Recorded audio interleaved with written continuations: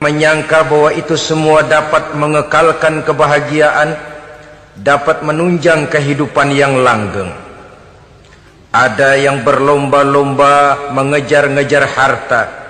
Seluruh waktu dalam hidupnya habis untuk mengejar harta. Tidak peduli siang atau malam, sore atau pagi. Sujud tidak lagi sempat, Allah dilupakan dengan agama jauh.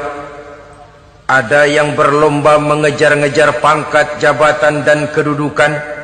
Tidak peduli menjilat ke atas, menginjak ke bawah atau menyikut kiri dan kanan. Bahkan teman pun jadi lawan, lawan pun jadi teman. Bukan soal, yang penting pangkat terkejar. Ada yang berlomba memperbanyak kendaraan, sejak dari jet pribadi, pesawat kapal pesiar, sampai kepada mobil-mobil mutakhir. Ada yang berlomba memperbagus rumahnya. Ada yang berlomba memperbanyak istri dan anak-anaknya. Seluruhnya tenggelam di dalam perlombaan yang menurut ukuran mereka akan mendatangkan prestise, kemegahan dan kebanggaan. Allah Subhanahu wa ta'ala menegur, memberikan peringatan dalam surah yang pendek, yaitu surah At-Takatsur.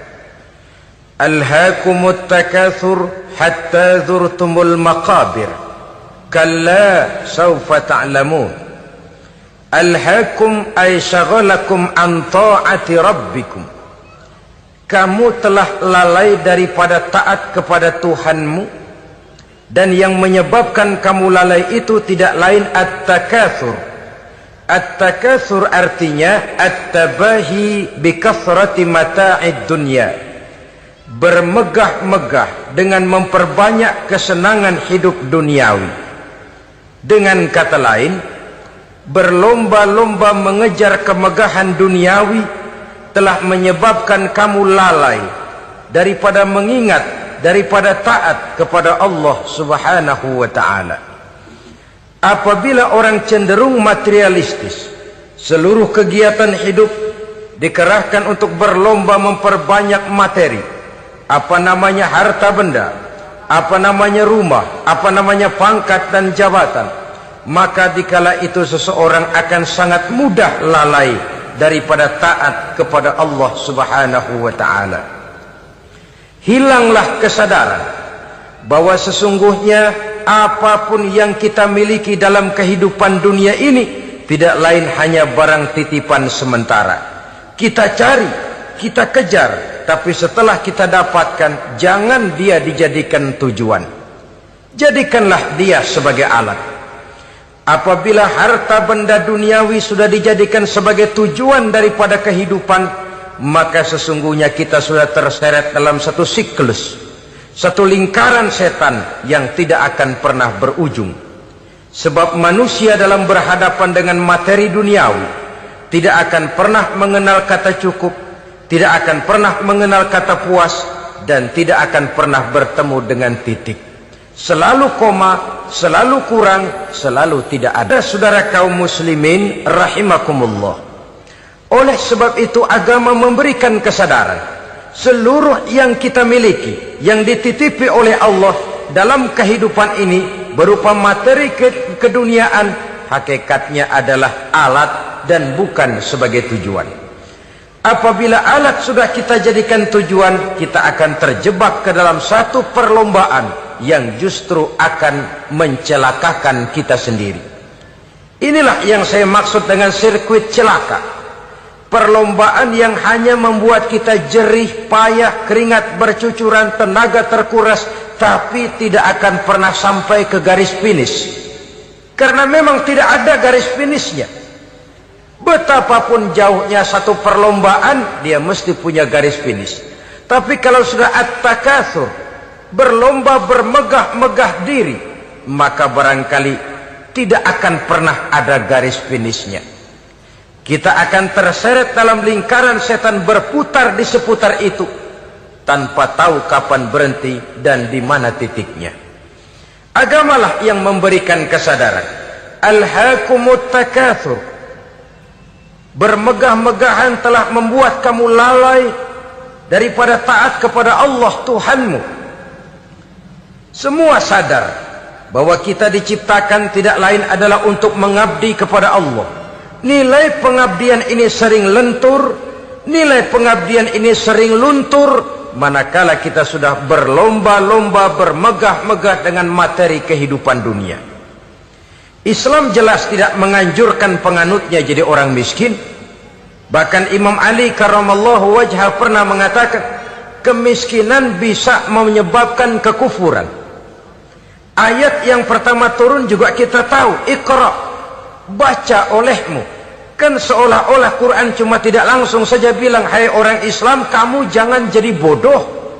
Kebodohan menimbulkan kemiskinan, kemiskinan mendekatkan kita kepada kekufuran. Jadi miskin sama kufur tetangga. Artinya dalam kondisi miskin, kemudi hati itu mudah terombang-ambing. Oleh sebab itu sering kemiskinan umat Islam ini dimanfaatkan oleh orang-orang lain untuk menyebarkan agamanya. Padahal agama adalah soal keyakinan yang tidak mungkin ditunjang dengan supermi, ditunjang dengan beras, pakaian, obat-obatan, beasiswa. Agama adalah soal keyakinan. Keyakinan adalah soal kebenaran, dan kebenaran itu adalah milik bersama. Tujuan diciptakannya manusia tidak lain adalah untuk melaksanakan ibadah. Kalau orang tenggelam dalam perlombaan memperbanyak harta, mempertinggi kedudukan, memperindah segala macam yang sifatnya duniawi, biasanya itu akan membuat dia lalai dari taatnya kepada Allah Azza wa Jalla. Kadang bukan hanya lalai daripada taat, juga sering terjebak kepada maksiat. Karena kalau pola pandang dan tolok ukur sudah benda duniawi semata-mata, sangat tidak mustahil orang lalu terjebak ke dalam prinsip menghalalkan segala cara. Asal sudah tujuan tercapai, cara apapun halal. Akhirat nomor 18. Nah, bukankah memang barangkali kita sejak kecil sudah dilatih untuk materialistis? Umpamanya kita hanya sering dilatih untuk takut kepada yang konkret-konkret saja, takut kepada yang nyata-nyata saja. Seorang ibu kalau menakuti anaknya, aduh nak, kenapa ini kau kerjakan? Kalau bapakmu tahu, waduh, habis kamu. Ya, kita lihat, kalau bapakmu tahu, kalau polisi tahu, kalau hansip tahu, kalau satpam tahu. Tapi jarang seorang ibu menanamkan kepada anak, nak, kenapa ini yang kau lakukan, nak? Bukankah kau tahu Allah lihat, Allah tahu, Allah dengar, Allah, nak? Diajarkan takut kepada yang gaib. Karena kalau takut dia kepada polisi, dia pasti bisa cari tempat lain dong yang polisi kagak lihat. Kalau takut dia kepada satpam, minggir dong ke tempat yang kira-kira satpam nggak lihat. Tapi kalau sudah takut itu terpulang kepada Allah, kepada yang gaib, tidak sejengkal tanah pun yang terhalang dari pengetahuan Allah. Tapi itulah salahnya kita. Sejak kecil anak-anak sudah kita latih untuk takut hanya kepada yang konkret-konkret saja. Akibatnya sampai dia besar melembaga dalam kehidupannya. Dia nyolong, kata temannya, kamu nyolong ya? Iya. Kok nyolong sih? Emang? Kenapa nyolong? Biarin.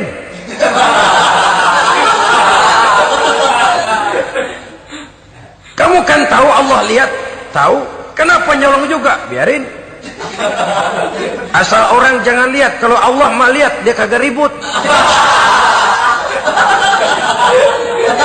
Allah enggak ribut katanya. Nah, ini kan satu refleksi yang timbul daripada kenyataan. Jikalau orang hanya dijejali rasa takut kepada yang konkret-konkret saja, kepada yang zahir-zahir saja, yang akan tumbuh lalu mental kucing. Sopan, tenang, kalem, ayem, nggelenggem. Kalau ada orang, sedikit orang meleng, kucing kelihatan watak aslinya. Saudara-saudara kaum muslimin rahimakumullah. Oleh sebab itulah maka agama lewat surah yang kita bicarakan pada pertemuan ini memberikan peringatan. Kala, jangan begitu dong. Kamu boleh mencari dunia, silahkan cari harta yang banyak, cari pangkat yang tinggi, tapi jangan itu membuat kamu lalai daripada taat terhadap Allah Subhanahu wa ta'ala. Jangan karena keinginan mendapat harta yang sebanyak-banyaknya lalu melakukan segala macam cara asal tujuan tercapai. Itu sudah membuat kita lalai. Jangan karena ingin mengejar kedudukan yang tinggi lalu jilat atas injak bawah. Nggak mempan jilat, dukun dipakai.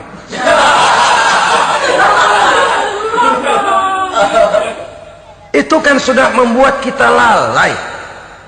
Nanti kalau berhasil, wah dukun kita paten.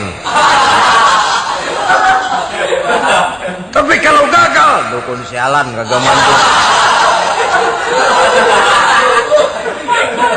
Hilanglah Allah dalam kehidupan kita. Makin materialis, dan perlombaan ini membawa kita kepada kecelakaan.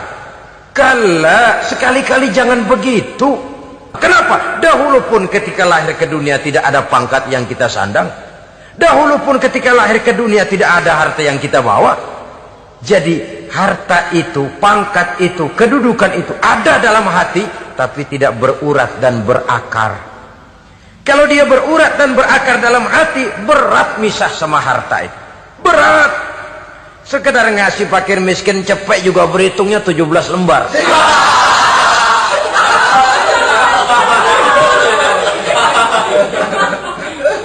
Dengar di kantornya mau ada mutasi, pindah dia dari tempat basah ke tempat kering, baru berita burung udah meriang duluan.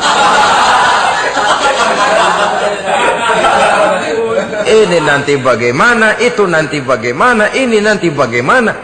Kan tidak jarang orang yang kena apa istilah kerennya zaman sekarang itu post power syndrome. Post power syndrome ini pernah dianalisa oleh Nabi. Kata beliau, irhamu salasatan minan nas, sayangilah 3 macam manusia. Siapa mereka? Pertama, azizan zalla, orang terhormat yang jatuh hina.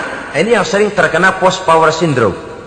Biasa kemana-mana dikawal, dihormati, datang ke tempat ini protokol siap, ini serba diatur semua, serba beres. Begitu jabatan selesai atau pensiun, habis orang gak indah-indah. Dia lihat orang diemin aja, orang diemin, orang tonton. Ini kalau nggak kuat mentalnya, itu kena post power syndrome. Akibatnya ya bisa jantungan, bisa leper, bisa darah tinggi. Ya penyakit-penyakit yang zaman dulu kita nggak kenal. Ini kan makin banyak dokter, makin maju ilmu kedokteran, makin aneh penyakit. Saudara hadirin yang saya hormati, post power syndrome kena apa yang dinamakan frozen emotional attitude. Tidak kuat menghadapi kenyataan. Azizan zalla, orang terhormat yang jatuh hina, itu sangat perlu dikasihani. Yang kedua, ghaniyan qad iftaqara, orang kaya jatuh miskin. Ini juga sama. Biasa hidup apa ada, serba ada, lalu harus hidup apa adanya. Ini kalau kurang kuat benar-benar memble ini.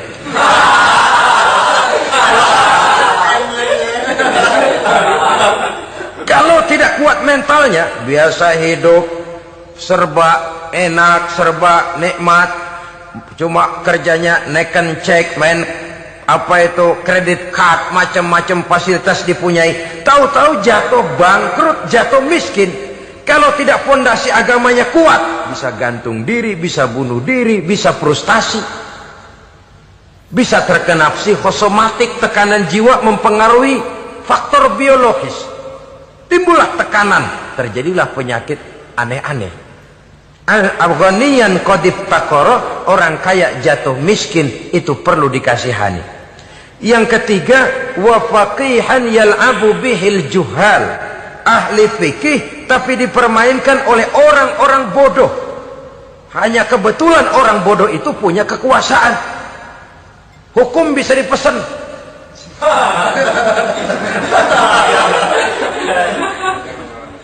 Aturannya haram, Ustaz, ada haram dikit aja dah.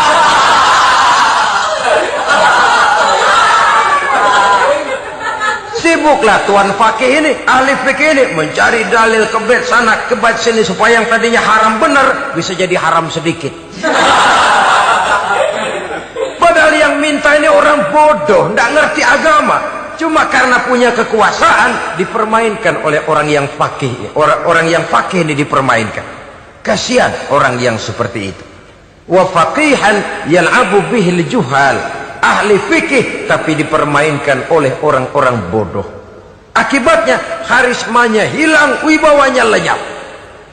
Dia menyangka bahwa dengan mengharam-haram sedikit-sedikit itu dia bisa mendapat keuntungan yang berganda-ganda.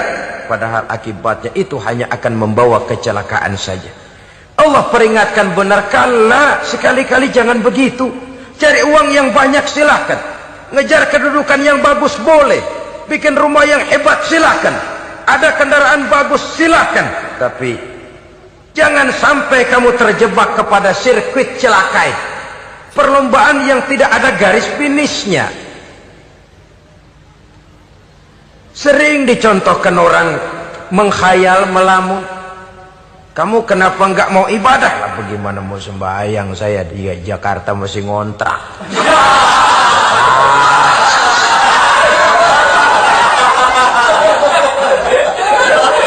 Bingung, tiap akhir tahun kontrakan habis. Kalau punya rumah sendiri walaupun kecil-kecilan, tenanglah saya ibadah. Baiklah, oleh Allah diberikan rezeki bisa bikin rumah walaupun kecil-kecilan. Sudah punya rumah sendiri belum juga ibadah, apalagi mulur lagi. Habis bagaimana mau sembahyang, rumah kecil banget. Pinggir kali asal hujan bocor ya.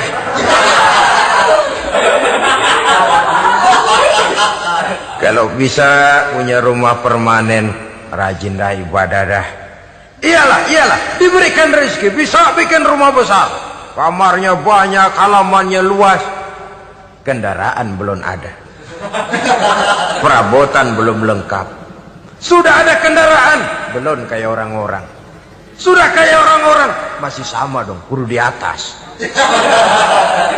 Kapanlah selesainya? Kala sekali-kali jangan begitu. Jangan kamu mengumpulkan harta bermegah-megah membuat kamu lalai dari taat kepada Tuhanmu. Engkau tinggalkan rukuk dan sujud, engkau jauh dari masjid, engkau kering dari kehidupan beragama.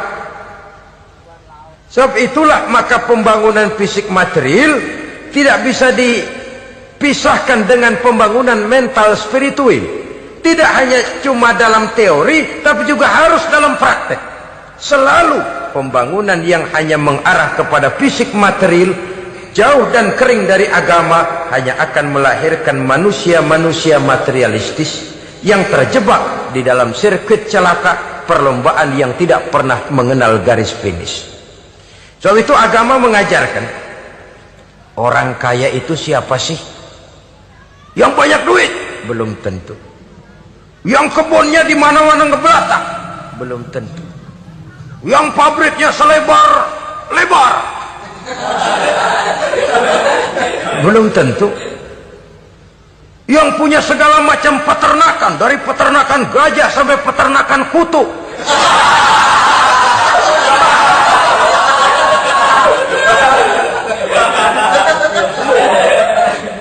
Belum tentu. Agama memberikan tuntunan yang sangat luhur. Orang kaya itu adalah orang yang hidupnya cukup. Orang miskin itu orang yang selalu merasa kurang. Bagaimanapun banyak duit saudara miliki, kalau masih merasa kurang, masih miskin saudara. Saya punya uang 1.000 rupiah, Anda punya uang 1 juta rupiah. Mungkin saya lebih kaya dengan uang yang 1.000 ketimbang Anda 1 juta. Kenapa? Dalam tangan saya uang 1.000 besar, artinya sesuai dengan kebutuhan saya. Tapi di tangan Anda uang 1 juta, kebutuhan Anda lebih besar daripada itu lagi. Maka agama mengajarkan sifat qanaah, merasa cukup, dan itulah sumber kekayaan yang hakiki. Orang kaya adalah orang yang hidupnya cukup. Kalla saufa ta'lamun. Jangan begitu, nanti kamu akan tahu. Tsumma kalla sawfa ta'lamun. Jangan sekali-kali begitu, suatu saat kamu pasti akan tahu. Kalla law ta'lamuna ilmal yaqin, tsumma latarawunnaha 'ainal yaqin, tsumma latus'alunna yawma idzin 'anil na'im. Nah, kapan perlombaan ini akan menyadarkan orang biasanya? Hatta zurtumul maqabir. Sampai kamu dekat ke liang kubur. Itu biasanya kalau istilah orang sekarang baru ngeh. Asal sudah napas sampai tenggorokan disambung dengan selang, sudah Senin Kemis dibantu dengan alat picu jantung, gerak gerak gerak gerak, sudah kayak orang mau gergaji kayu. Dikala itu barulah sadar orang biasanya. Dan kesadaran semacam itu kesadaran yang terlambat, kesadaran ala Fir'aun. Fir'aun selagi hidup diajak beriman dan nehi aja.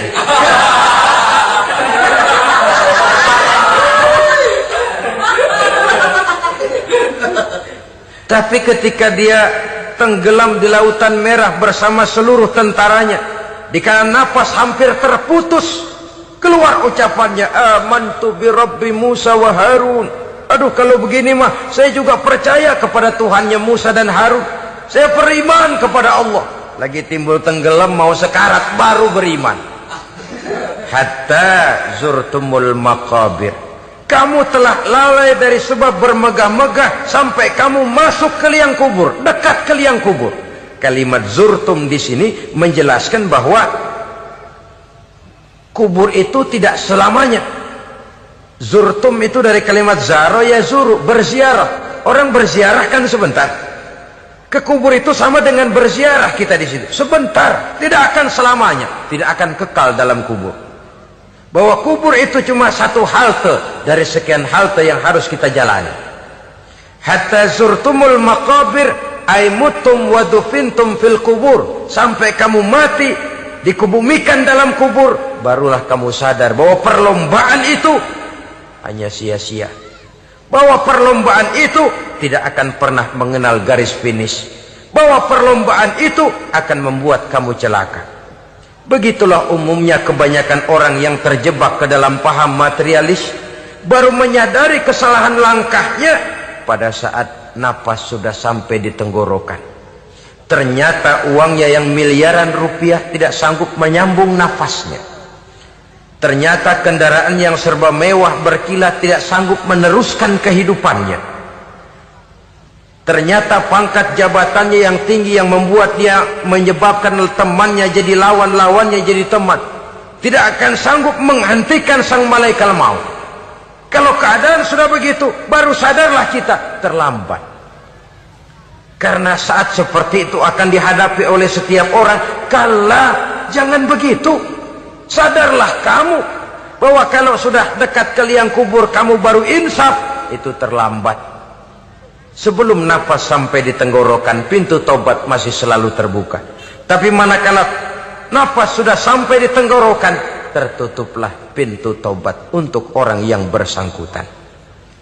Oleh sebab itu, perlombaan dengan bermegah-megah terhadap materi duniawi, tolok ukur dan pandangan hidup yang terbatas kepada wujud benda semata-mata, memang sering menyebabkan orang lalai, sering menyebabkan orang lupa diri, tidak sadar tentang hakikat yang terpenting dari kehidupan ini, yaitu tentang dari mana dia datang, di mana dia sekarang, dan kemana dia akan pulang. Sungguh, ilmu pengetahuan tidak akan pernah mampu menjawab persoalan ini. Sungguh, filsafat juga tidak berdaya menghadapi pertanyaan seperti ini. Hanya agama yang mampu memberikan kepastian batin tentang hakikat dari mana kita datang, di mana kita sekarang, dan kemana kita akan pulang. Makin kita renungi pertanyaan ini, makin kita menemukan diri sendiri. Dan makin kita menemukan mengenal diri sendiri, kita akan semakin mengenal Allah subhanahu wa ta'ala. Semakin kita mengenal Allah, maka akan semakin terpanggil kita untuk dekat dengannya, mentaati segala perintahnya, dan berupaya menjauhi segala yang dilarangnya.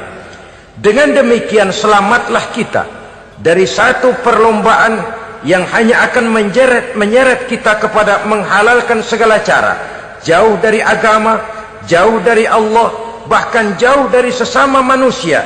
Karena umumnya perlombaan seperti ini akan cenderung melahirkan manusia yang egois. Muslimin rahimakumullah. Lebih jauh, mari kita mengikuti peringatan Allah dalam surah Al-Munafiqun ayat 9. Di sini Allah Subhanahu wa taala mengingatkan, A'udzu billahi minasy syaithanir rajim. Ya ayyuhalladzina amanu la tulhikum amwalukum wala auladukum an dzikrillah wa may yaf'al dzalika fa ulaika humul khasirun. Hai orang-orang yang beriman, jangan sampai hartamu dan anak-anakmu melalaikan kamu daripada mengingat Allah. Wa may yaf'al dzalik, barang siapa yang melakukan hal seperti itu, fa ulaika humul khasirun, maka merekalah sesungguhnya orang-orang yang merugi. Rugi dunia, rugi akhirat. Disebutkan di sini dua hal yang sering menyebabkan kita jadi lalai. Amwal dan aulad, harta dan anak-anak, materi dan keluarga. Perlombaan di dalam mengumpulkan materi sering menyebabkan kita menjadi lalai. Begitu juga amanah berupa anak ini sering kita lalaikan atau sering membuat juga kita menjadi lalai. Kita lalaikan dalam arti bahwa keduanya, baik harta baik anak, merupakan amanah dari Allah. Setiap orang tua akan dimintakan pertanggungan jawab. Apabila kita lalaikan amanah ini, maka resikonya akan kembali juga kepada kita.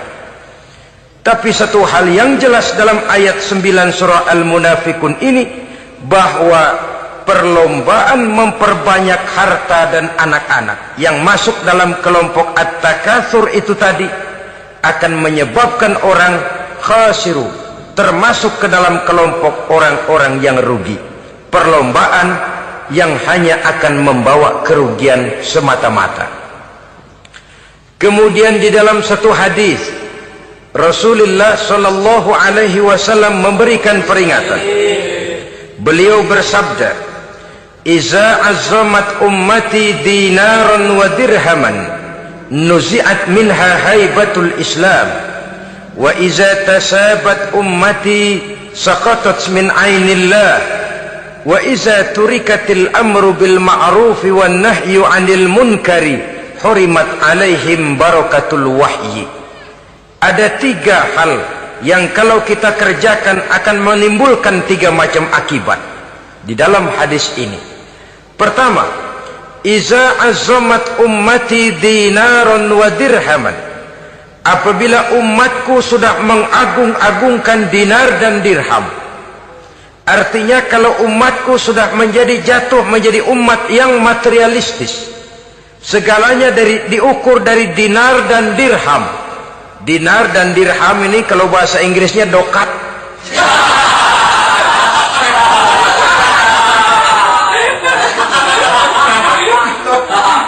Segalanya diukur dari segi dinar dan dirham saja. Nuzi'at minha haibatul Islam, akan dicabutlah kehebatan Islam dari mereka. Memang ada kalanya kita berkata bahwa tanpa uang kita tidak bisa berbuat apa-apa. Tapi kalau itu dijadikan landasan dari segala sesuatu, itu yang dijadikan ukuran, itu yang dijadikan tujuan, kita hakikatnya sudah gagal sebelum melangkah. Apapun saja profesi kita, apabila sudah menjadi pendewa dinar dan dirham, akan hilanglah kehebatan Islam, akan dicabut kehebatan Islam itu. Umat Islam bisa dibeli, ulama bisa dikontrak, kiai bisa dicarter. Saudara hadirin ma'asyiral muslimin rahimakumullah, apabila umatku sudah membesar-besarkan dinar dan dirham, bermegah-megah dengan itu, berlomba-lomba memperbanyak itu yang menjadi tujuan dan tolok ukur dari segala kegiatan, nuzi'at minha haibatul Islam, akan dicabutlah kehebatan Islam, hilang itu wibawa. Walaupun dia bernama umat mayoritas dalam jumlah, tetapi dia minoritas dalam peranan, mayoritas dalam bilangan, tapi minoritas dalam percaturan kegiatan hidup ini. Kita ingat di zaman pengembangan Islam di masa Rasulullah sallallahu alaihi wasallam, mereka berlomba-lomba mengorbankan dinar dan dirhamnya untuk kepentingan agama, bukan mengorbankan kepentingan agama untuk mencari dinar dan dirham. Kita di zaman sekarang sering terjadi penjungkiran nilai, terbalik yang kita amalkan. Nabi Ibrahim mengorbankan putranya Ismail untuk kepentingan agama. Kita sering sekarang ini mengorbankan kepentingan agama untuk anak-anak kita. Dulu anaknya yang dikorbankan buat agama, sekarang agamanya dikorbankan buat anak. Dulu dinar dan dirham dibelanjakan untuk menopang agama, sekarang agama dijadikan alat untuk mencari dinar dan dirham. Saudara-saudara kaum muslimin rahimakumullah, memang apabila dinar dan dirham digunakan untuk penyangga perjuangan, itulah idealnya. Saya katakan tadi, dinar, dirham, uang, dunia cuma sekedar alat, bukan sekedar tujuan. Kita memerlukan alat ini. Membangun pesantren tidak cukup dengan semangat, membangun rumah sakit Islam tidak cukup dengan pidato, membangun masjid tidak cukup dengan semangat menggebu-gebu. Kita perlu semen, kita perlu pasir, kita perlu batu kali, kita perlu besi, dan itu semua beli. Tidak turun dari langit seperti turunnya embun di waktu pagi. Tidak mungkin rumah sakit Islam muncul ke permukaan hanya dengan simsalabim abracadabra.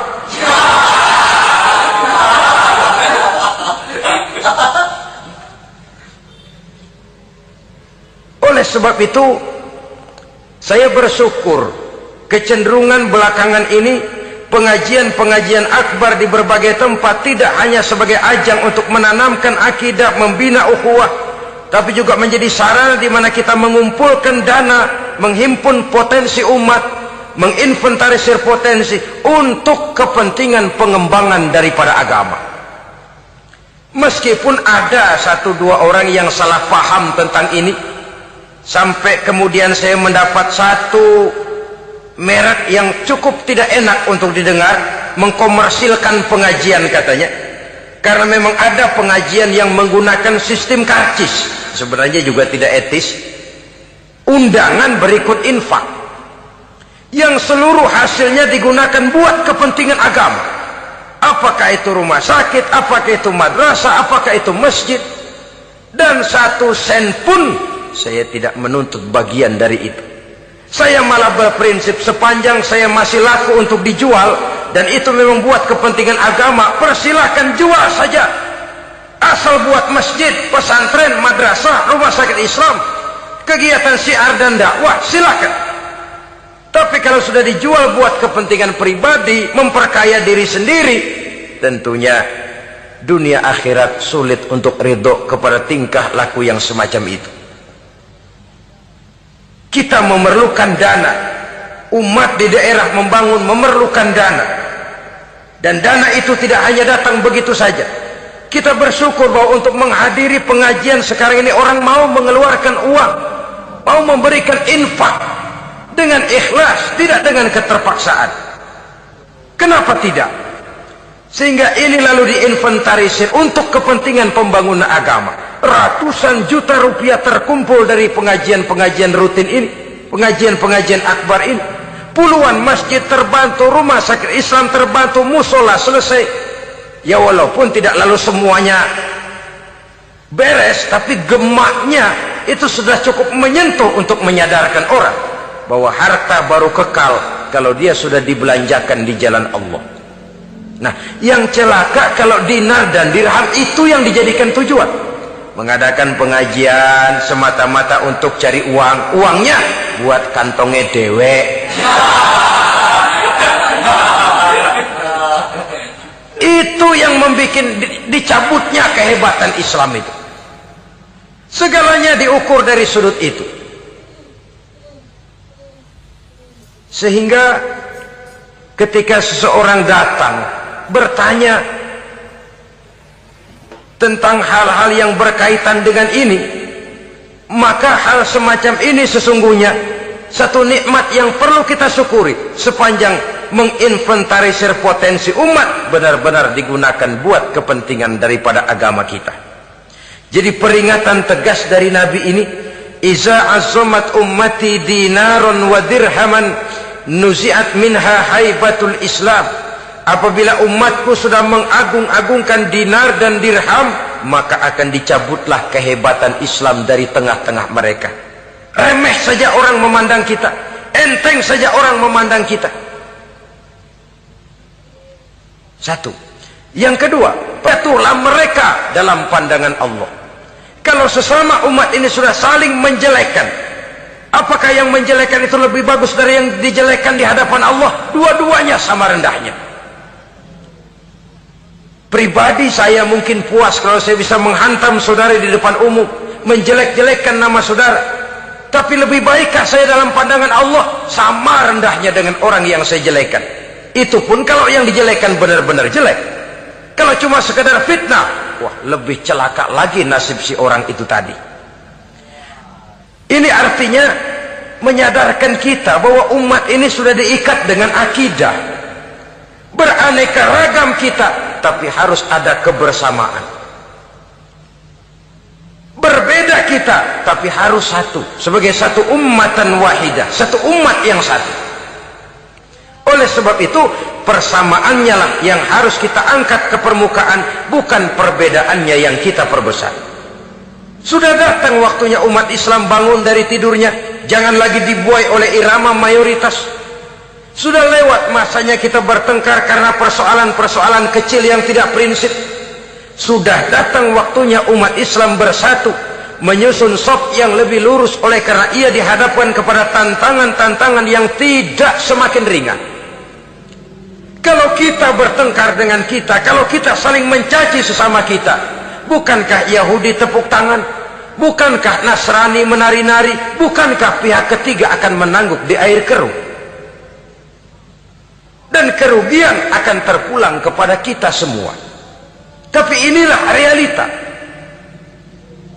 bahwa yang kita hadapi ini sesungguhnya musuh kita di luar kita, bukan di dalam kita. Apakah itu kemiskinan, kebodohan, maksiat, munkarat, ketidakadilan, kezaliman, kesewenang-wenangan, dan lain sebagainya. Yang musuh jadikan musuh, yang teman mari kita rangkul. Jangan terbalik, teman dimusuhi, musuh malah dirangkul. Maka berpesta poralah musuh-musuh Islam ini. Saudara-saudara kaum muslimin rahimakumullah, Nabi memperingatkan dengan tegas, wa iza tasabat ummati saqatat min ainillah. Jikalau umatku sudah saling mencaci maki, sudah saling berbantah-bantahan, jatuhlah mereka dalam pandangan Allah. Satu ayat menjelaskan, jangan sebagian kamu meremehkan, yaskhar, mengecilkan, menganggap enteng orang lain. Boleh jadi yang dihina, diremehkan, dianggap enteng itu nilainya lebih bagus daripada yang menganggap enteng. Dalam hakikat segala sesuatu itu cuma kembali kepada Allah. Di sanalah penilaian finalnya. Manusia hanya melihat yang zahir. Makin banyak harapan hidup ini kita gantungkan kepada manusia, makin banyak kita harus bersiap untuk kecewa. Saudara-saudara kaum muslimin rahimakumullah. Kemudian yang ketiga peringatan dari baginda Nabi, wa iza turikatil amru bil ma'rufi wan nahyu 'anil munkari hurimat 'alaihim barakatul wahyi. Apabila amar ma'ruf dan nahi munkar telah ditinggalkan, maka akan hilanglah keberkahan wahyu, akan hilanglah keberkahan Quran, akan sirnalah keberkahan agama. Amar ma'ruf dan nahi munkar ditinggalkan. Artinya di tengah masyarakat sudah tidak ada lagi yang menyerukan ini baik, ini tidak baik, ini halal, itu haram. Mari kita sholat, mari makmurkan taklim, santuni yatim piatu, makmurkan masjid. Seruan ke arah itu tidak lagi terdengar. Sementara tinggalkan judi, tinggalkan minuman keras, jauhi zina, seruan semacam itu pun tidak lagi terdengar. Maka hilanglah keberkahan wahyu itu. Karena amar ma'ruf dan nahi munkar merupakan bagian daripada ajaran agama kita.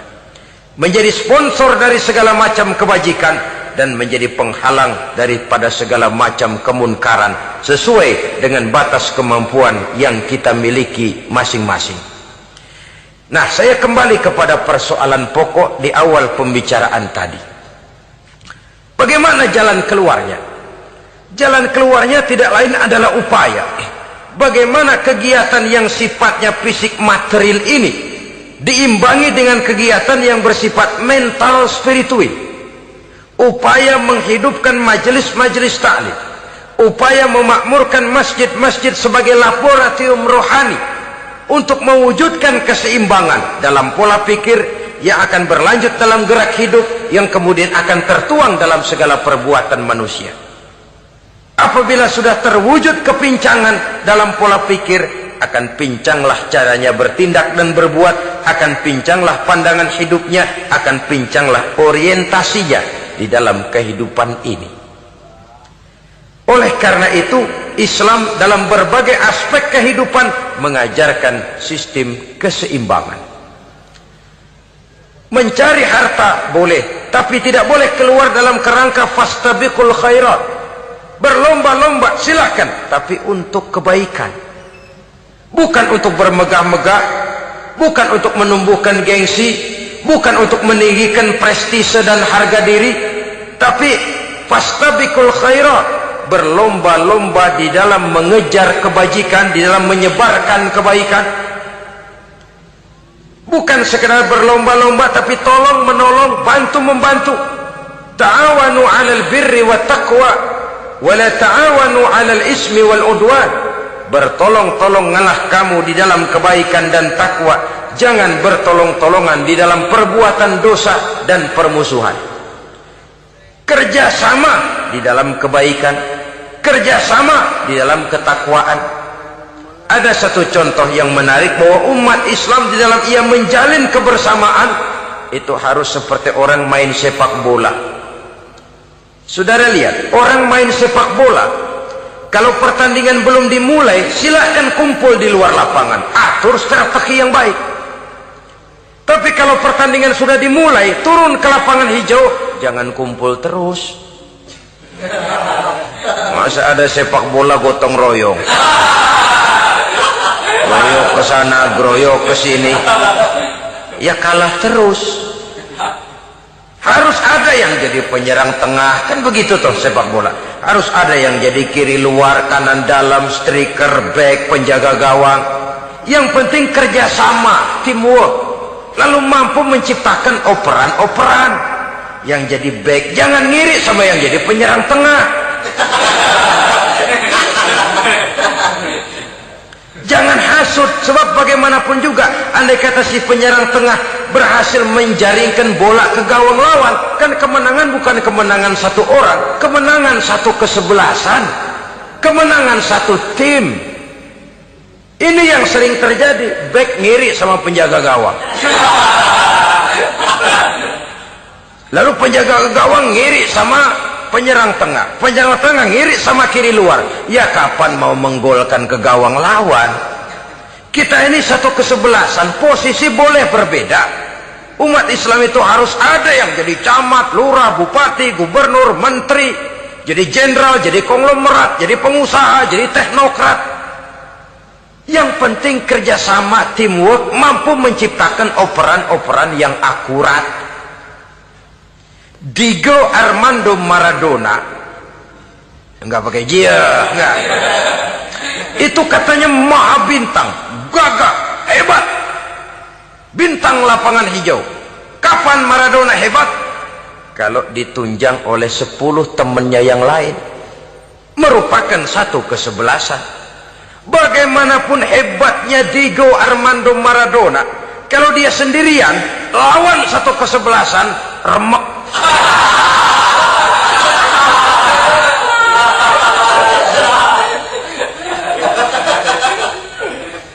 Dia hebat, dia jenius, dia maha bintang karena dapat operan dari teman-temannya.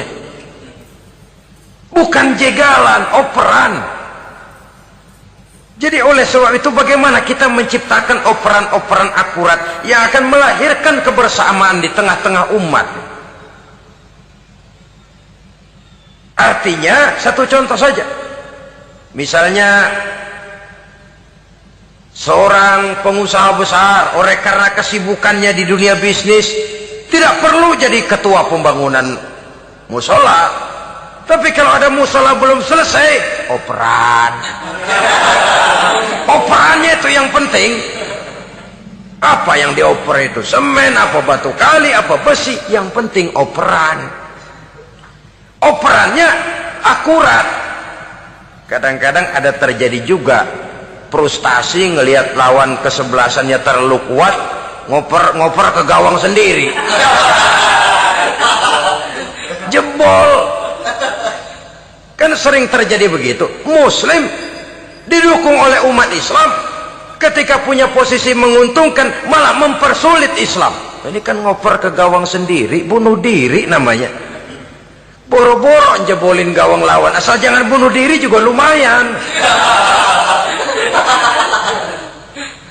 Jadi kalau saja kita mampu menciptakan kebersamaan seperti ini, baju boleh berbeda. Seorang muslim boleh dibungkus baju ABRI, boleh dibungkus baju dokter, boleh dibungkus baju teknokrat, boleh dibungkus baju konglomerat, sekedar baju. Tapi kalau terbukalah baju itu, kelihatan dadanya, terbersit nilai imannya, meresap sampai ke tulang sumsumnya. Dan pada saat Islam dikuti-kuti, akan timbul kecintaannya, akan timbul, saya muslim dan saya bangga dengan Islam saya. Saya muslim dan saya mau berbuat untuk Islam saya. Saya muslim dan saya siap mati untuk Islam saya. Dengan baju apapun dia terbungkus, kalau roh, jiwa dan semangat semacam ini tertanam, saya yakin kita umat Islam akan mampu berbuat lebih banyak dengan mewujudkan operan-operan akurat yang sangat diharapkan oleh umat itu tadi. Oleh sebab itu, saudara-saudara kaum muslimin rahimakumullah, baju boleh berbeda, bendera boleh beraneka warna, tapi jikalau bernama muslim, persamaannya yang dicari, jangan perbedaannya yang diperbesar.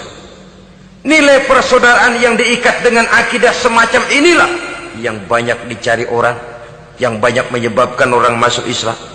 Di mana masjid kelihatan benar sebagai simbol kehidupan demokrasi dalam menciptakan ukhuwah, wawasan ukhuwah ini.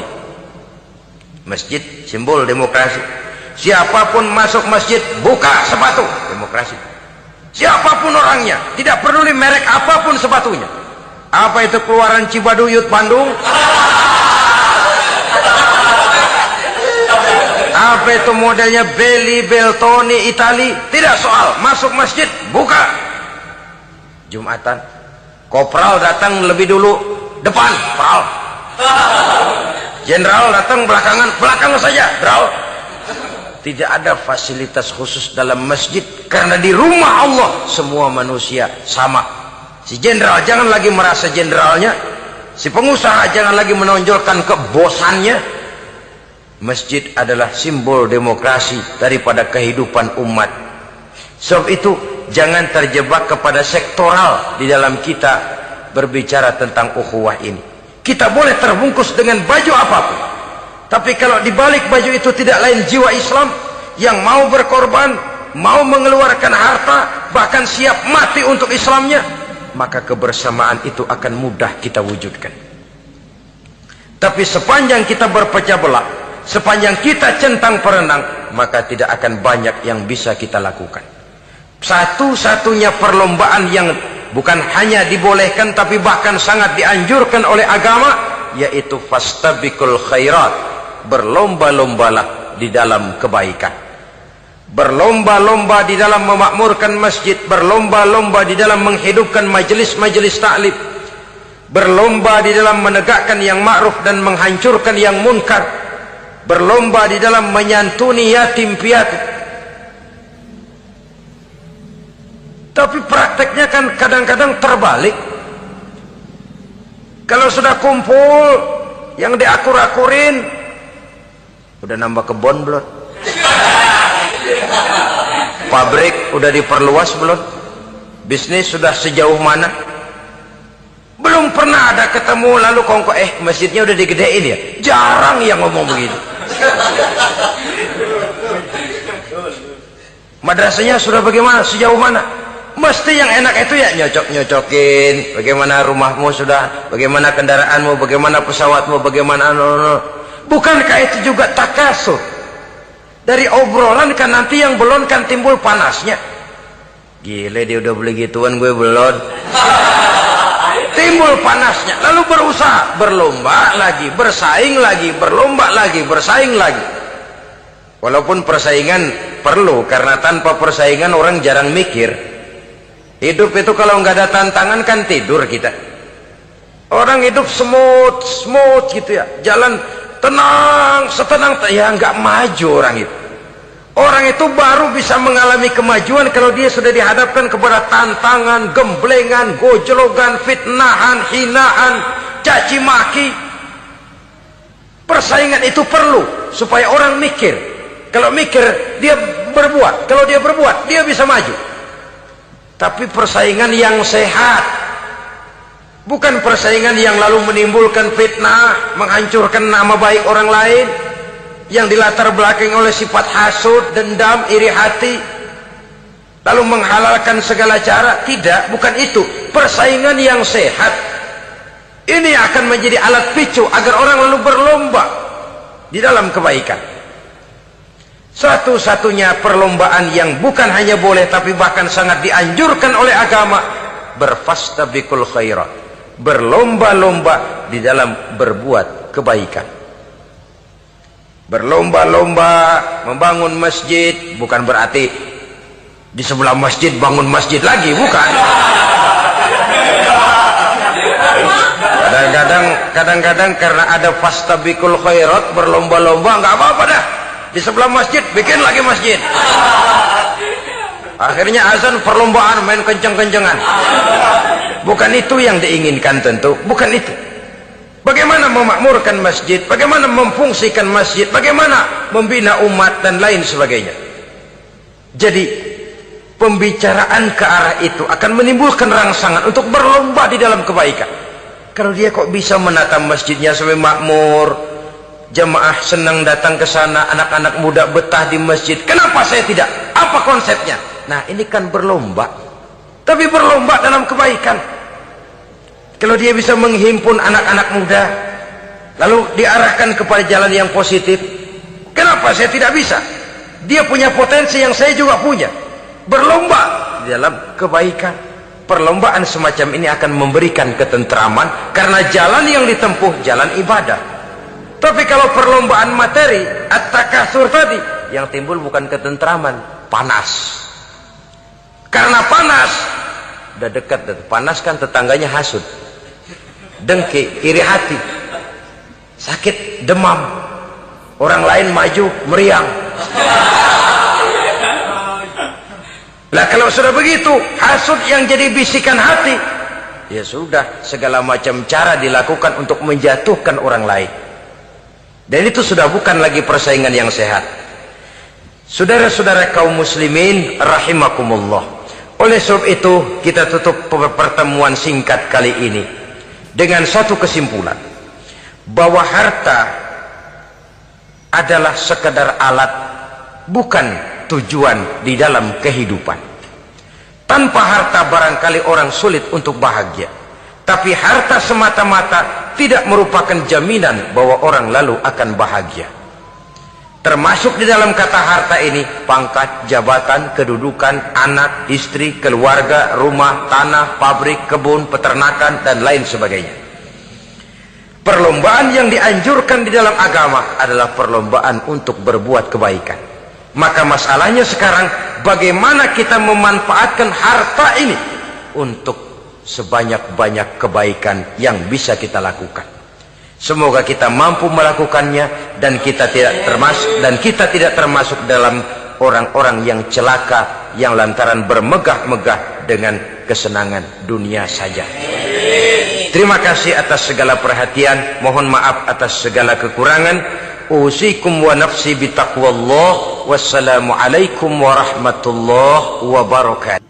Ulama yang saya muliakan, bapak-bapak, ibu-ibu, saudara-saudara hadirin yang berbahagia. Sudah agak lama juga saya tidak datang ke Singapura tercinta ini, oleh karena berbagai kesibukan dakwah di Indonesia. Malam ini saya bersyukur dapat hadir atas undangan dari Madrasah Al-Junaid, usaha untuk membangun kembali gedung madrasah yang memang merupakan tempat di mana kita bukan saja menjaga dan memelihara agama kita, tetapi juga mewariskannya kepada anak-anak kita, generasi yang akan datang. Salah satu misi yang dibawa oleh agama Islam yaitu membebaskan masyarakat manusia dari kebodohan. Ayat yang pertama turun saja sudah berkata Iqra, seolah-olah Quran ingin berkata, hai umat Islam, kamu jangan jadi bodoh. Kebodohan menimbulkan kemiskinan, kemiskinan mendekatkan kepada kekufuran. Baca, apa yang harus dibaca? Ayat-ayat Allah. Ayat Allah itu ada berapa macam? Ada dua. Ada ayat yang terucap oleh Allah dan itu kita sebut wahyu. Ada ayat yang tercipta oleh Allah dan itu kita namakan alam, ayat kauniyah. Kedua-dua ayat ini kita harus pandai membacanya. Jauh sebelum UNESCO mempunyai proyek yang mereka namakan Long Life Education, adalah Nabi sudah mencanangkan proyek bahwa menuntut ilmu itu minal mahdi ilal lahdi. Bahkan di dalam sebuah hadis beliau menyatakan, salahu ummati bil ilmi wal mal.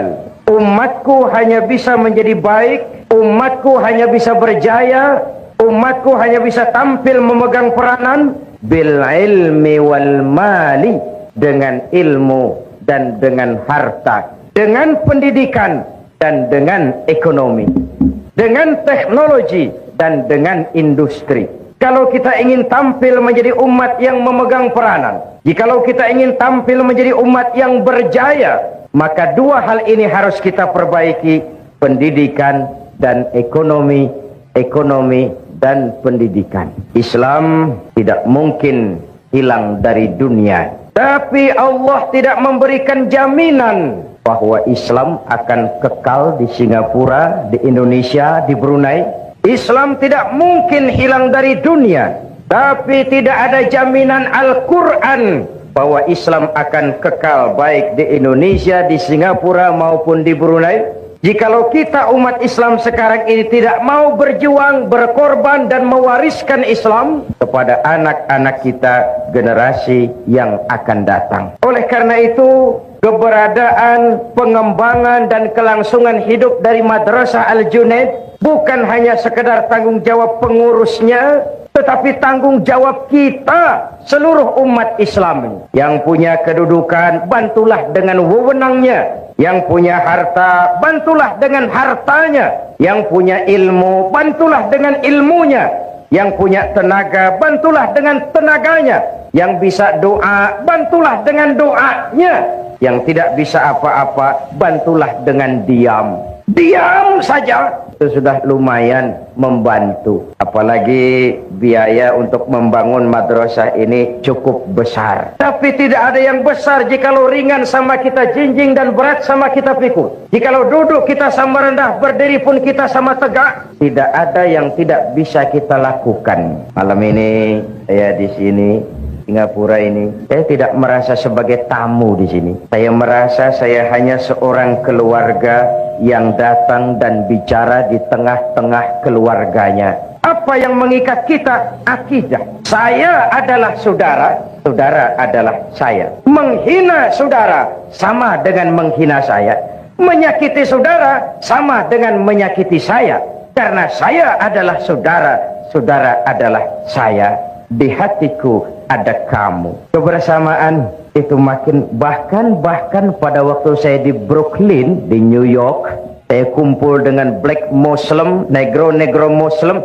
Di sana pun saya tidak merasa sebagai tamu. Saya merasa saya hanya seorang keluarga yang datang dan berbicara di tengah-tengah keluarganya. Kita sudah menderma, berinfak. Saya ingatkan, sedekah atau infak itu yang penting ikhlasnya. Soal besarnya itu nomor satu. Sedekah itu daripada kecil tidak ikhlas, lebih baik besar tapi ikhlas. Dan menderma bagi pembangunan madrasah, bagi pembangunan masjid, sama dengan menitip.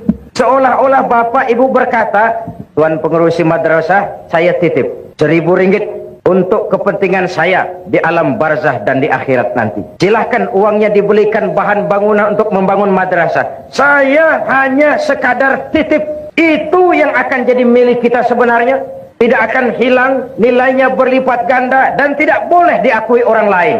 Yang kita belanjakan di jalan Allah. Dahulu orang berkata, buat apa cari uang banyak-banyak, kan tidak dibawa mati. Malam ini saya ingin berkata, kalau boleh carilah uang yang banyak dan bawa mati. Apa boleh uang dibawa mati? Why not? Uang yang kita belanjakan untuk madrasah, masjid, rumah sakit Islam, itu uang yang akan kita bawa mati. Ini kan semua, saya sedang berhadapan dengan calon-calon jenazah ini. It is true, my dear. Calon menteri belum tentu jadi menteri. Calon pejabat tinggi belum tentu jadi pejabat tinggi. Calon jenazah mati. Hidup ini hanya sekadar menunggu giliran. Wa tilkal ayyamu nudawiluha bainan nas. Hari itu kami putar di antara manusia. Sebab itu malam ini dalam rangka memperkuat usaha paspor Madrasah Al-Junaid, saya ingin menyampaikan sebuah hadis di mana Rasulullah sallallahu alaihi wasallam bersabda, arba'un min sa'adatil mar'i. Orang akan bahagia kalau dia mempunyai 4 perkara. Siapapun saja jikalau mempunyai 4 perkara ini, ia boleh mendapat bahagia. Pertama, orang bahagia itu darun wasi', punya rumah biar bagus asal besar. Rumah bagus besar, kereta cantik, uang banyak, tak payah. Badan sehat. Ya itu sih maunya tiap orang, tapi kemampuan toh tidak sama. Betul, bapak-bapak dan ibu-ibu, rumah kita sebenarnya adalah hati ini. Kalau luaslah hati, walaupun rumah kecil, besar rasanya. Kalau sempitlah hati, walaupun rumah besar, kecil jadinya. Hati itu rumah kita. My heart is my home. Agar hati menjadi luas, Allah memberikan tuntunan. Ala bizikrillahi tatmainnul qulub. Dengan banyak zikir kepada Allah, ingat dengannya, melaksanakan perintahnya, meninggalkan yang dilarangnya, hati tenang, jiwa lapang, batin tentram, dan itulah tangga utama untuk mencapai bahagia. Apalah artinya rumah bertingkat, uang banyak berlipat-lipat, istri pun tak kurang cantik memikat, kadang jumlah pun 4, tapi tiap hari kiamat. Tak ada ketenangan, tak ada ketenteraman. Ala bizikrillahi tatmainnul qulub. Dengan banyak zikir kepada Allah, melaksanakan perintahnya, meninggalkan yang dilarangnya, ketenangan tercapai, kebahagiaan terwujud. Islam ini agama yang mengajarkan keseimbangan. Bekerjalah kamu sebagaimana harusnya kamu bekerja. Berusahalah kamu sebagaimana harusnya kamu berusaha. Tapi di sebalik itu jangan lupa minta tolong kepada Allah. Karena apa? Kau hanya wajib berusaha. Kau hanya wajib berikhtiar. Tapi tidak wajib untuk berhasil hasil hak Allah. Apakah Nabi Nuh tidak ingin Kanan putranya beriman?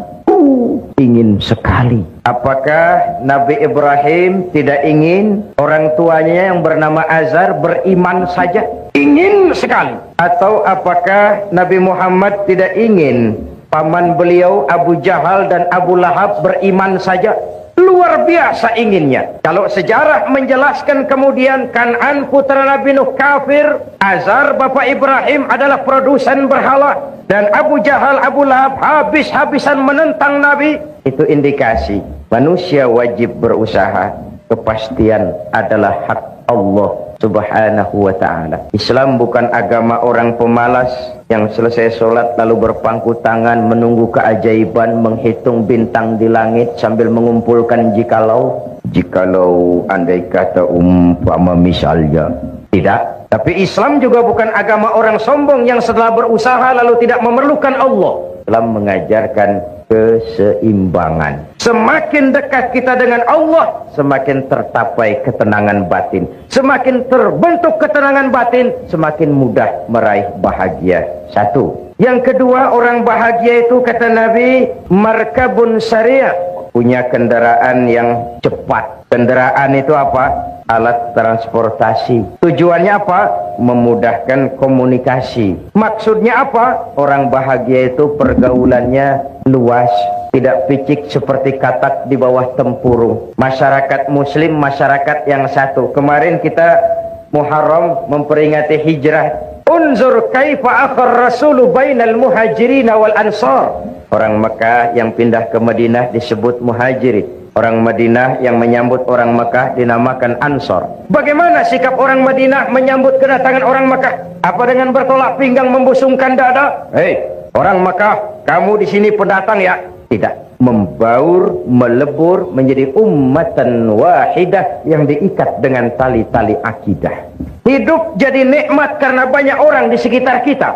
Bodoh manusia kalau merasa bisa hidup sendiri. Betapapun tinggi pangkat, banyak harta, hebat kemampuan intelektual, kita tetap perlu orang lain. Saya bisa pidato seperti ini. Kenapa? Karena ada yang mendengar. Bapak-bapak, ibu-ibu tenang menghadap ke sini. Kenapa? Karena ada yang mendengar. Kita saling perlu. Bagaimanapun hebat saya pidato di sini, 2 jam menggelegar, membakar, luar biasa. Yang dengari tidak ada. Hebat. Jangankan kerja yang berat, senyum saja. Senyum itu kan ringan toh. Untuk senyum yang mudah itu pun kita perlu bantuan orang lain. Sebab kalau sudah mulai bisa senyum sendiri, harap hati-hati. Tidak usahlah kerja yang berat, senyum yang mudah itu pun kita perlu bantuan orang lain. Itulah sebabnya jikalau kita rukun, kompak, bersatu, tidak ada yang tidak bisa kita selesaikan. Akan bagaimana Islam bergantung anak-anak kita. Bagaimana anak-anak kita bergantung kepada pendidikan yang mereka terima. Oleh sebab itu sekali lagi, orang bahagia, orang yang pergaulannya luas, hidup di tengah masyarakat, tidak eksklusif, tidak memencilkan diri. Sehingga Nabi memberikan peringatan keras, isnani la yanzurullahu ilaihi ma yaumal qiyamah qati'ur rahim wa jarsu. 2 golongan manusia di akhirat nanti tidak akan dipandang oleh Allah, didiamkan saja. Pertama, qati'ur rahim, orang yang suka memutuskan silaturahmi. Dan yang kedua, jarusui, tetangga yang jahat dengan tetangganya. Tidak akan ada kemenangan tanpa kekuatan, tidak akan ada kekuatan tanpa persatuan, dan tidak mungkin terbentuk persatuan tanpa silaturahmi. 2. Yang ketiga, orang bahagia itu menurut Nabi misbahun mudhi, punya lampu yang terang. Lampu yang terang itu merkuri ini? Ya, tapi ini lampu dunia. Kristal? Ya, tapi itu lampu dunia. Hidup tidak berhenti hingga di dunia. Satu saat, setuju atau tidak, rela atau terpaksa, kita akan pergi berangkat menuju rumah masa depan, yaitu kuburan, rumah masa depan. Malah kalau menurut contoh dari baginda Nabi kita, jatah umur itu cuma berapa? 63 tahun. Maka yang malam ini sudah 62 tahun 11 bulan. Supaya hati-hati, Pak. 1 bulan lagi kontrak selesai. Walaupun ajal itu a mysterious problem ya. Kalau datang saatnya berpisah kita dengan semua yang kita cintai, sehingga Nabi dipesan oleh malaikat Jibril, ya Muhammad, ish ma syi'ta fa innaka mayyitun, wa'mal ma syi'ta fa innaka majziyun bih, wa ahbib ma syi'ta fa innaka mufariquh. Muhammad, hiduplah seenakmu, hiduplah semaumu. Kalau dilarang tidak terlarang, dicegah tidak tercegah, mau juga kau memperturutkan hawa nafsumu, silahkan. Mau ke barat, ke baratlah, mau ke timurlah. Mau menegakkan yang ma'ruf, oke. Mau membina yang munkar, silahkan. Mau jadi orang baik-baik, boleh. Mau jadi tidak baik, silahkan. Hiduplah semaumu. Wa innaka mayyitun, jangan lupa kamu akan mati. Terus mafhum mukhalafahnya, kalau kamu tahu kamu akan mati, jangan hidup seenaknya. Maaf, ibu-ibu ini akan mati apa tidak? Mati. Mati. Apa-apa. Saudara-saudara, saya belakangan sedikit. Kalau saya terserah sih, saya sih mudah saja. Saudara-saudara dulu, saya belakang boleh. Atau saya belakang, saudara dulu juga, silahkan. Hiduplah seenakmu, tapi jangan lupa kamu akan mati. Kalau mati, dibawa ke kubur. Yang mengantar cuma 3. Ahluhu wa maluhu wa amaluhu. Keluarga, harta, amal ikut mengantar. Tapi sayang, 1000 kali sayang, yang 2 kembali lagi ke rumah. Tidak mau ikut masuk ke liang kubur. Pertama, keluarga. Tidak seorang keluarganya yang bagaimanapun cintanya kepadanya yang mau ikut masuk ke liang kubur. Tidak istri, tidak suami, tidak kemenaan, tidak om, tidak tante, tidak seorang pun. Istri bapak ini yang katanya setia kepada bapak, yang dulu pernah berjanji buat sehidup semati di bawah tiang listrik. Dulu dia berkata, bang, apalah artinya hidup ini tanpa engkau di sisiku, bang. Dulu jangan berharap bapak masuk liang lahat, istri bapak akan mau ikut masuk ke dalam.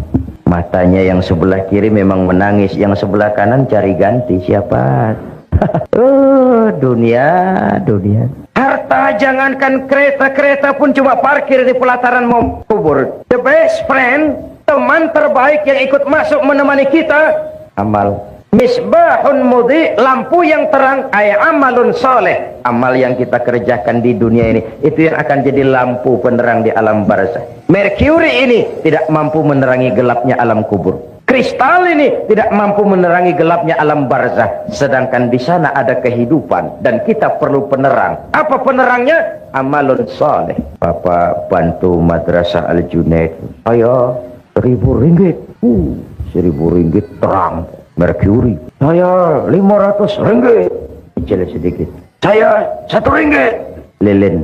Bukankah Nabi menjamin mana kosomalun min sodakatin bal yazdad sampai 3 kali. Harta tidak akan berkurang karena disedekahkan, bahkan akan bertambah. Jadi kalau ingin melipat gandakan jumlah uang, belanjakan di jalan Allah. At-Taubah ayat 111 memberikan jawaban. Innallaha ashtara minal mu'minina anfusahum wa amwalahum bi anna lahumul jannah. Allah telah membeli dari orang-orang mukmin kita ini, diri mereka, harta mereka, bagi mereka adalah surga. Ayat ini transaksi. Pembeli Allah, penjual kita, dagangannya amwal dan anfus, harganya surga. Ibu bapak, saudara-saudara hadirin yang saya hormati, jadi orang bahagia itu amalnya banyak. Jasadnya boleh hancur terkubur tanah, namanya akan hidup 1000 tahun yang akan datang. Kalau gajah mati, dia masih tinggalkan gading. Kalau harimau mati, dia masih meninggalkan belang. Kalau ibu mati, meninggalkan apa? Hutang.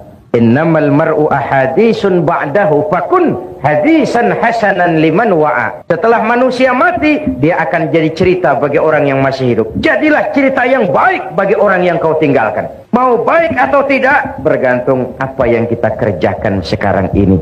Jadi hidup adalah kesempatan untuk beramal. Lampu yang terang, amal saleh yang kita kerjakan dalam kehidupan kita. Kalau ibu akan ke Jakarta, bapak akan ke Jakarta, tentu bawa uang. Pergi lagi ke Mekah, lebih banyak lagi bawa uang. Pergi lagi ke London, lebih jauh, banyak lagi bawa uang. Makin jauh perjalanan, makin banyak bekal yang harus kita bawa. Kalau kita mau ke Jakarta tidak bawa uang berangkat, itu bukan berani, nekat. Sampai ke Jakarta belum tentu, sengsara di jalan sudah pasti. Kenapa? Tidak ada bekal berani berangkat. Begitulah orang Islam. Belum sempat sholat, mati, nekat. Kok berani mati, belum sempat sholat. Belum beramal banyak, sudah datang ajal. Kasihan. Perjalanan demikian jauh, bekal tidak ada. Na'udzubillah summa na'udzubillah. Jadi yang ketiga orang bahagia itu amalun saleh, punya lampu yang terang, punya amal yang banyak. Yang keempat kata Nabi orang bahagia itu zaujatun salihah, punya istri biar cantik asal taat, tidak apa-apa. Istri itu Pak sudah cantik taat, istri seperti itu kalau belum mati jangan dikubur, sudah cantik taat. Apa artinya? Rumah tangga sakinah. Tidak ada sukses yang tidak berangkat dari rumah tangga. Karier, profesi, tidak ada keberhasilan yang tidak ditunjang dari kehidupan berumah tangga. Demikian pentingnya sehingga Al-Quran dengan bahasa yang indah menyatakan hunna libasul lakum wa antum libasul lahunna. Baiklah ya, saya kembali kepada soal kita tadi. Misi Islam membebaskan manusia dari kebodohan. Mari kita lihat. Sebenarnya pada saat Quran berkata tutuplah auratmu, sebenarnya Quran ingin berkata, hai umat Islam, kau harus punya pabrik tekstil. Kalau Islam mengajarkan kebersihan adalah bagian daripada iman, sebenarnya Islam ingin berkata, hai umat Islam, kuasai teknologi canggih, temukan mesin pembersih, dirikan pabrik deterjen. Selama ini konsep agama belum menimbulkan bias budaya. Sebagaimana ibadah pun kita sering terjebak kepada rutinitas. Sholat, kita sholat. Puasa, selain Ramadan ditambah Senin Kemis. Haji kalau mampu mondar mandir ke Mekah.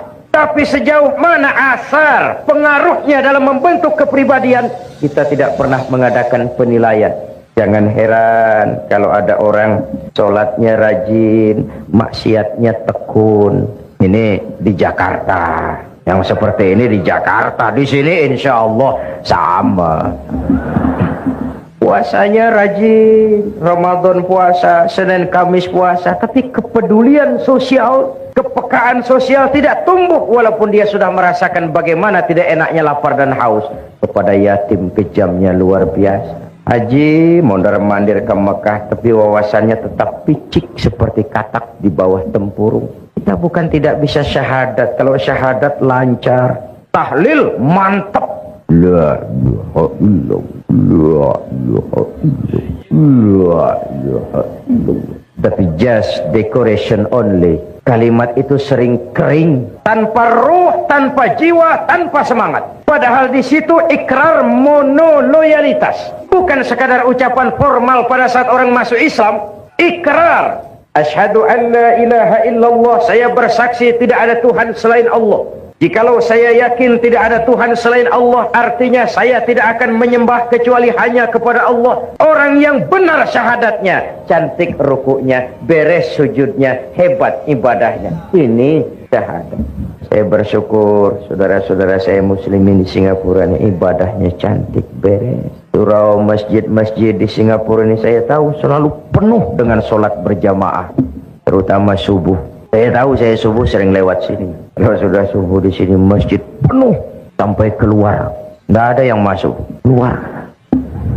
Syahadat membentuk kepribadian. Kalau saya yakin tidak ada Tuhan selain Allah, saya tidak akan minta tolong kecuali hanya kepada Allah. Saya tidak akan menggantungkan hidup kecuali hanya kepada Allah. Saya tidak akan minta rizki kecuali hanya kepada Allah. Saya tidak akan pernah takut kecuali hanya kepada Allah. Meresap ke dalam jiwa, membentuk kepribadian, menjadi warna dari seluruh kegiatan hidup manusia.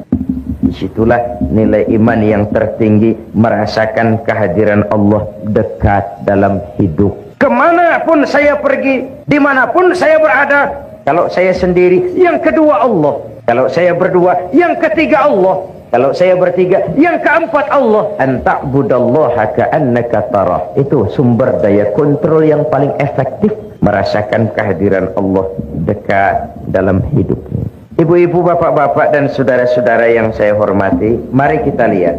Tadi tajuk awalnya, umatku hanya bisa baik dengan ilmu dan harta, dengan pendidikan dan ekonomi. Kita hidup karena harapan. Kita ingin anak-anak kita lebih baik daripada kita. Dan untuk itu kita orang tua berkorban agar mereka bisa melanjutkan pendidikan. Sementara Madrasah Al-Junaid ini dibangun tahun 27. Jumlah muridnya sudah lebih banyak daripada jumlah tempat belajarnya, sehingga tidak mampu lagi untuk menampung. Dan itu saya katakan tadi, pengembangannya, keberadaannya, kelangsungan hidupnya, tanggung jawab kita bersama. Tidak sekadar tanggung jawab pengurusnya, tanggung jawab kita bersama-sama. Nah, tidak cukup membangun madrasah hanya dengan ilmu, wal mal, juga dengan harta. Sebab itu di dalam kitab Durratun Nasihin ada riwayat, nanti di akhirat. Ibu-ibu sudah pernah ke akhirat? Belum? Belum. Sama.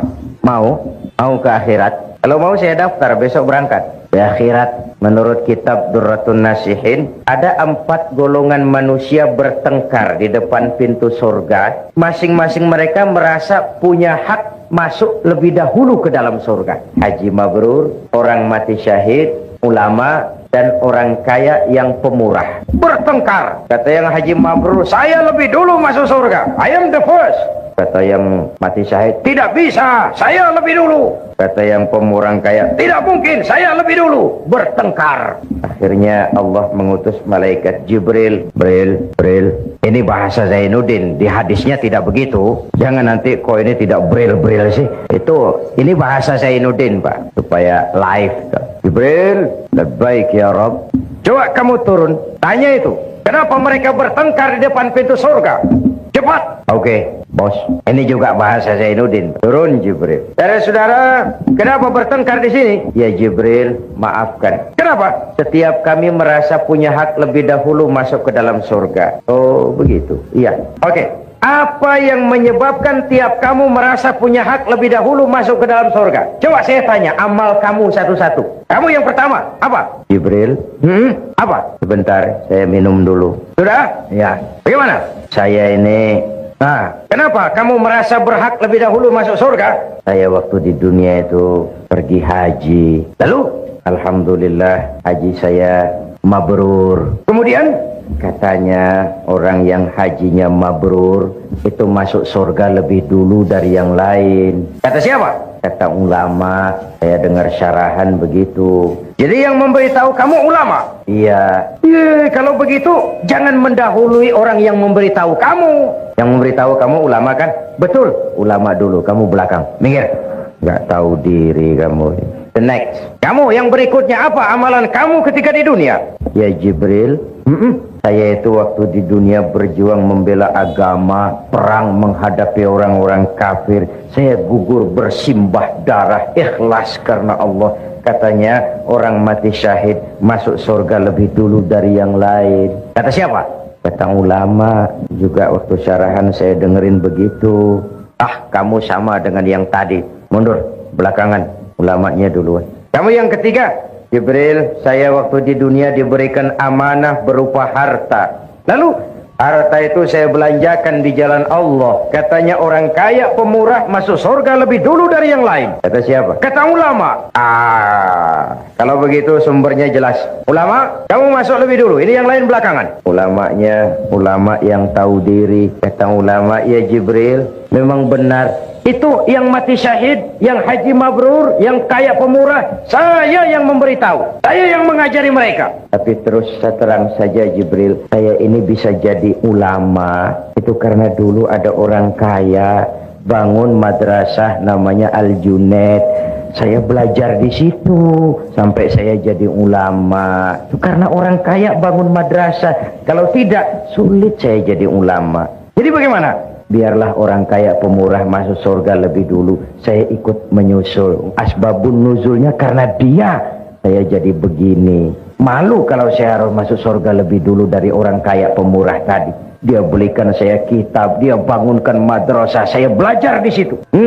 Kalau memang begitu permintaan kamu, oke, silakan. Kamu orang kaya pemurah, masuk lebih dahulu. Ini yang ulama ikut. Jadi bapak-bapak, ibu-ibu, walaupun kita bukan ulama, ada harapan masuk surga lebih dulu dari ulama.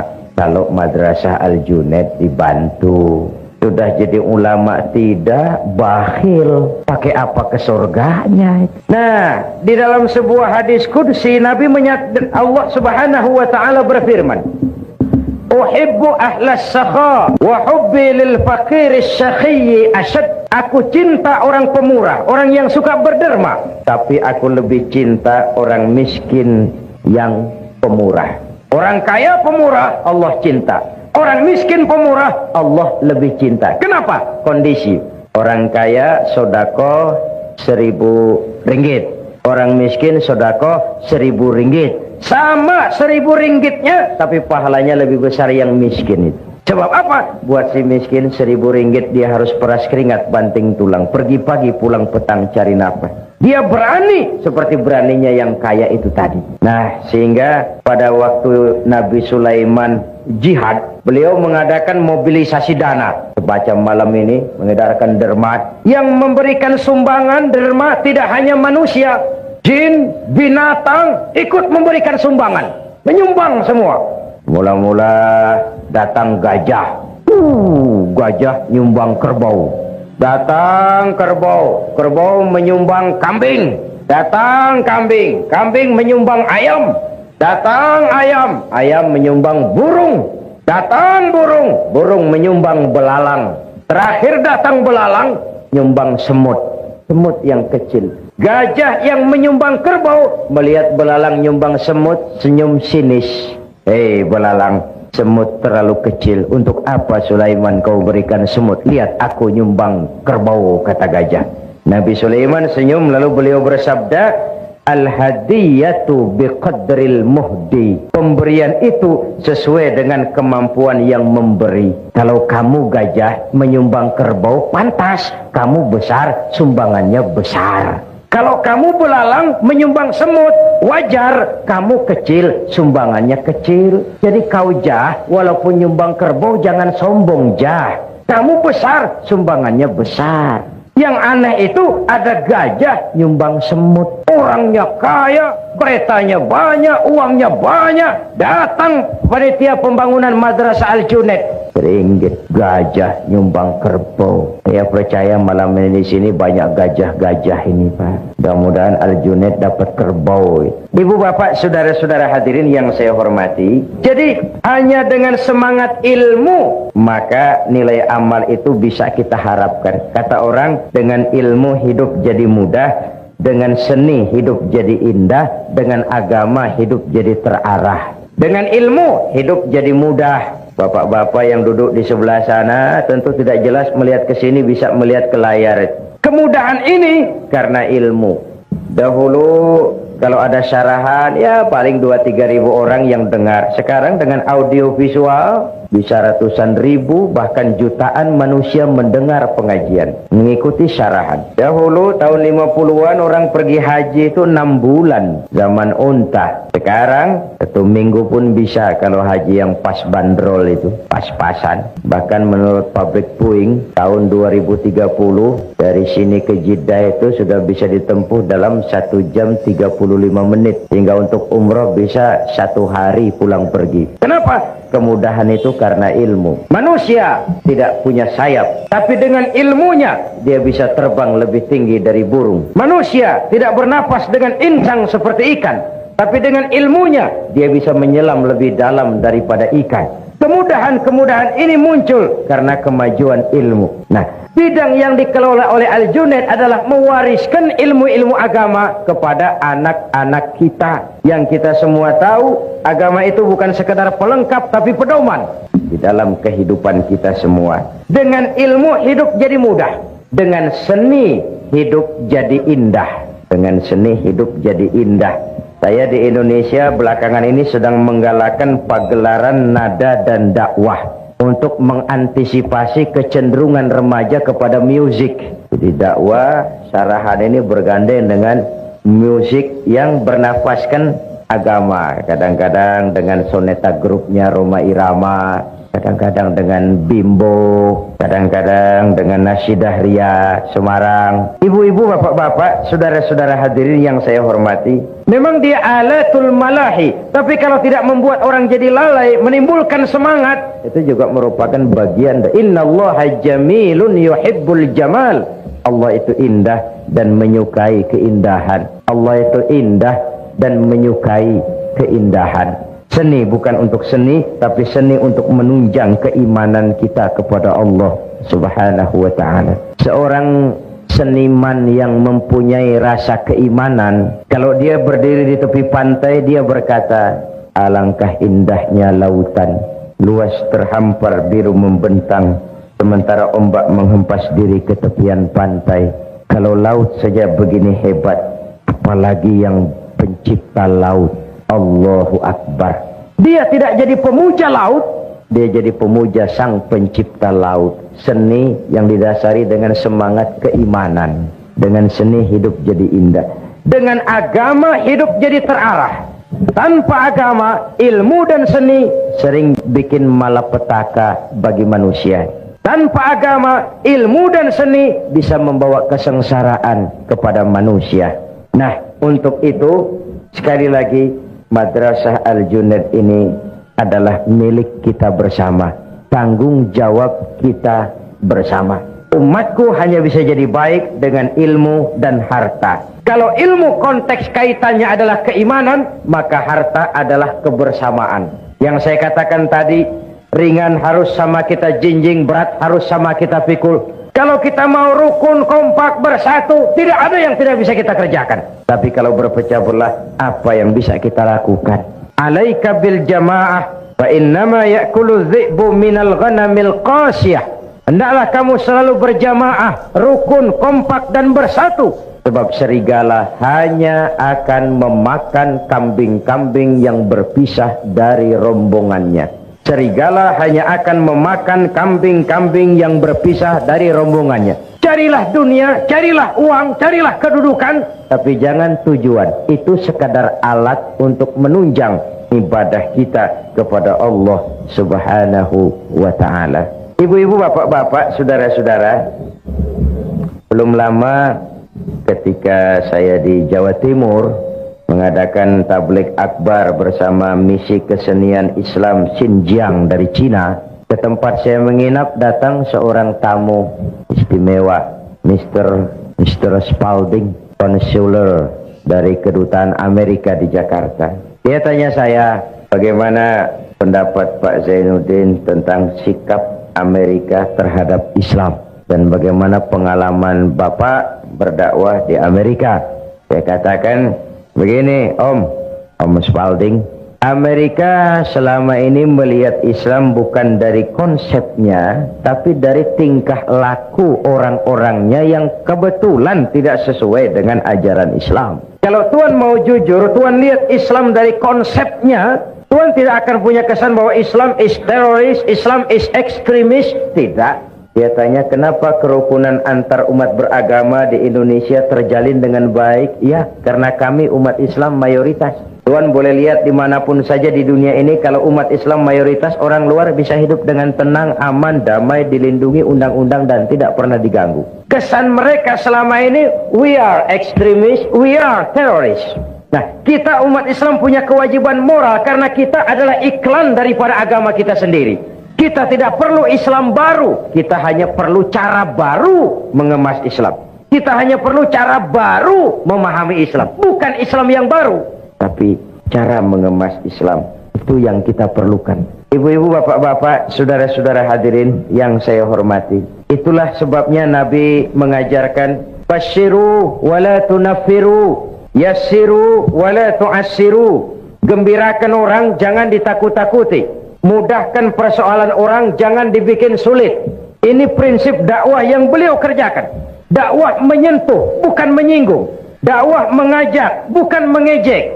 Dakwah dengan argumen, bukan dengan sentimen. Dakwah itu zaklik, tidak personlik. Tujuannya mengajak dan bukan mengejek.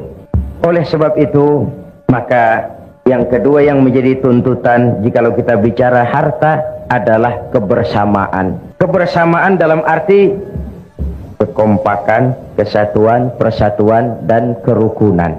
Kalau ringan sama kita jinjing, berat sama kita pikul, selesai.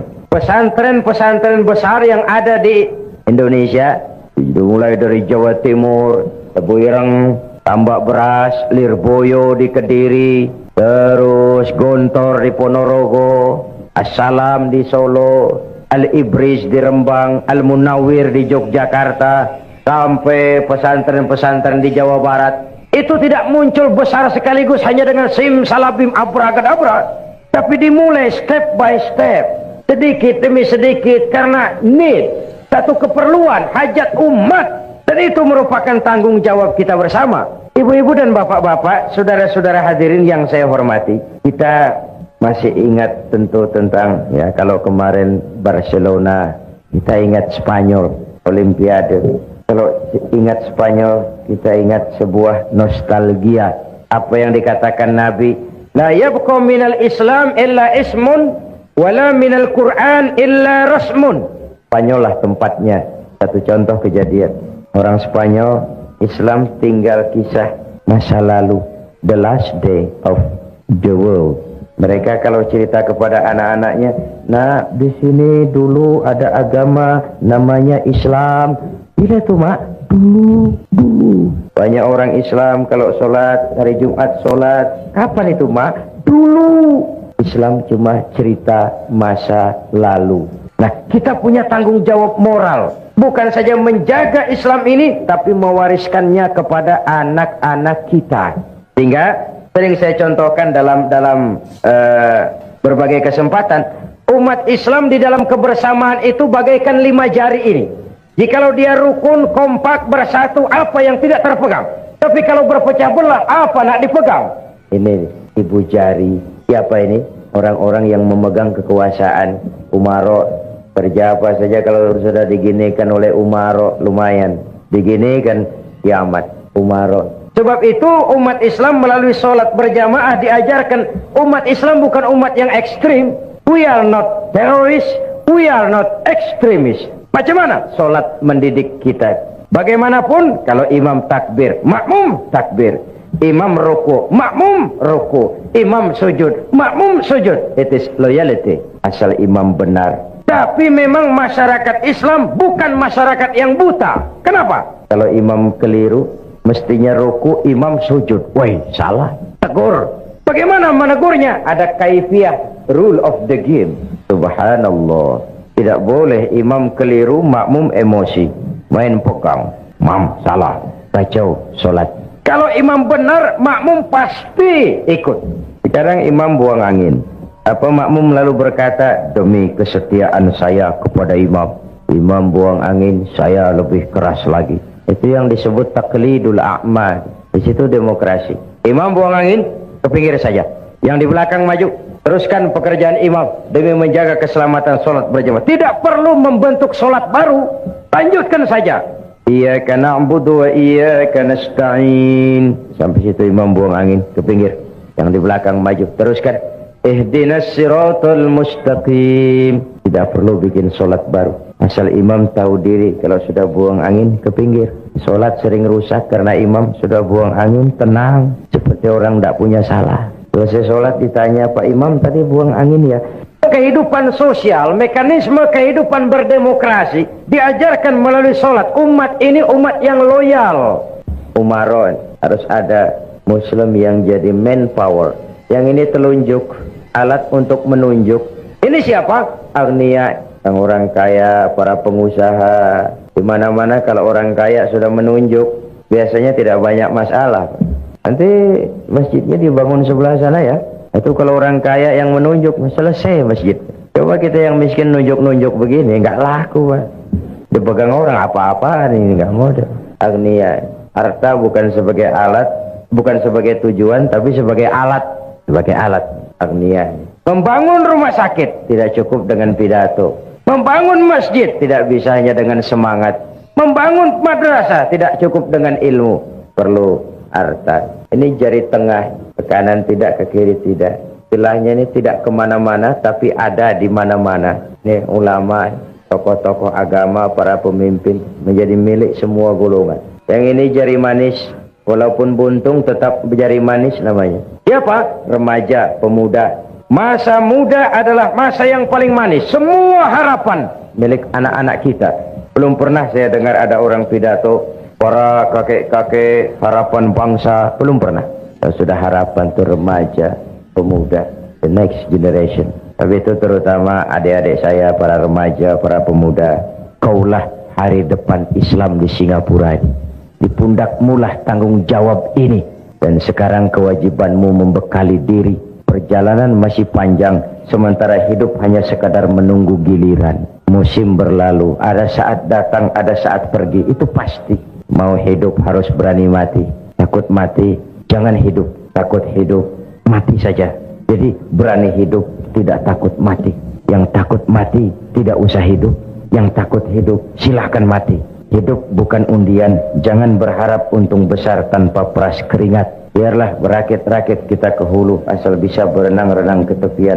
Bagaimanapun lebih baik makan singkong betulan daripada makan roti mimpi. Yang ini kelingking ini jari paling kecil.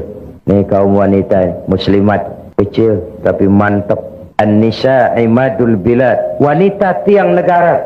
Kalau baik wanita, baik negara. Kalau rusak wanita, hancur negara. Karena wanita, negara jaya. Karena wanita, negara hancur. Maka wanita adalah bidadari. Wanita juga kadang-kadang setan. Yang hadir di sini semua bidadari. Tapi kan memang begitu dok.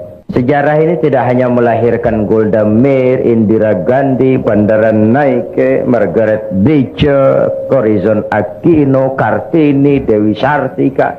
Sejarah juga melahirkan perempuan-perempuan kelas Cleopatra, Margaret Josephine, Eva Braun, Pamela Bordes, Donna Rice, rombongan-rombongan setan itu. Kalau bersatulah 5 jari ini, rasanya tidak ada yang tidak bisa kita lakukan. Tapi kalau berpecah belah, apa yang mau kita kerjakan? Islam sudah mengikat kita dengan tali akidah. Peristiwa hijrah bersatunya Ansor dan Muhajirin merupakan cermin yang sangat nyata. Begitulah persaudaraan dalam Islam. Tidak, sekali lagi, tidak ada kemenangan tanpa kekuatan, tidak ada kekuatan tanpa persatuan, dan tidak ada persatuan tanpa silaturahmi. Ibu-ibu, bapak-bapak, saudara-saudara hadirin yang saya hormati. Jadi saya kembali kepada awal pembicaraan tadi. Misi Islam menyelamatkan manusia dari kebodohan. Yang ingin meraih dunia harus dengan ilmu. Yang ingin menjangkau akhirat harus dengan ilmu. Yang ingin dunia dan akhirat juga harus dengan ilmu. Man arada dunya fa'alaihi bil ilmi. Wa man arada al-akhirata fa'alaihi bil ilmi. Wa man aradahuma fa'alaihi bil ilmi. Imam Ali karramallahu wajhah pernah ditawarkan, ya Ali, kalau aku tawarkan kepadamu ilmu atau harta, kau pilih mana? Ya harta, ya ilmu. Oh, saya pilih ilmu. Kalau saya berikan ilmu atau harta, yang mana yang kau ambil? Ilmu tentu. Kenapa? Pertama, dengan ilmu saya bisa mencari harta. Tapi belum tentu dengan harta saya bisa mencari ilmu. Satu. Yang kedua, harta itu kalau saya berikan orang berkurang. Tapi ilmu kalau saya berikan orang bertambah. Saya ajarkan orang Fatihah, orang lain bisa, saya pun makin hafal. Tidak karena saya ajarkan orang lalu ilmu saya habis. Ajarin Fatihah, datang orang lain, Pak tolong saya diajar. Oh sudah tidak ada, Fatihah saya sudah habis, sudah diajar. Tidak ada. Tapi uang kita berikan kepada orang berkurang. Ilmu kita berikan kepada orang bertambah. Yang ketiga kata Imam Ali, ilmu menjaga kita. Harta kita yang jaga. Makin banyak harta, makin sulit menjaganya. Makin banyak materi, makin banyak pula penjaganya. Kadang-kadang tidur tidak nyenyak, teringat harta. Tapi ilmu, semakin banyak ilmu, semakin terjaga dan terpelihara diri. Sebab itu diingatkan oleh Nabi, inna akhsyaran nasi yaumal qiyamah la rajulun amkanahu Allahu li talabil ilmi falam yatlubhu. Orang yang paling menderita, orang yang paling rugi di akhirat nanti, orang yang oleh Allah diberikan kesempatan menuntut ilmu, tapi tidak digunakan kesempatan itu dengan sebaik-baiknya. Tidak ada yang bisa kita kerjakan tanpa ilmu. Bahkan kata Imam Ibn Ruslan, beramal pun tanpa dasar ilmu. Wa kullu man bighairi ilmin ya'malu a'maluhu mardudatun la tuqbalu. Beramal tidak dengan dasar ilmu, ditolak amalnya. Walaupun niat baik, tanpa ilmu bisa kacau. Contoh, dahulu di kampung saya ada 3 orang bodoh sholat di surau. Suraunya sudah tua, atasnya pagar, banyak tikus. 1 jadi imam, 2 jadi makmum. Waktu tahiyat, at-tahiyat, baru sampai tikus jatuh tepat di depan imam, besar. Imam lantaran terkejut mau at-tahiyatul, tikus jatuh, rusak sholatnya. Temannya yang di belakang maksudnya baik, mau menegur, baik maksudnya. Cuma karena tidak ada ilmu, tidak mengerti bagaimana menegurnya. Lain pegang, yang sholat tak boleh bercakap loh. Sudah 2 yang batal. Yang 1 mestinya selamat, malah berkata, untung saya diam saja katanya. Akhirnya jadi ngobrol semua. Lain lagi anak kecil budak nih.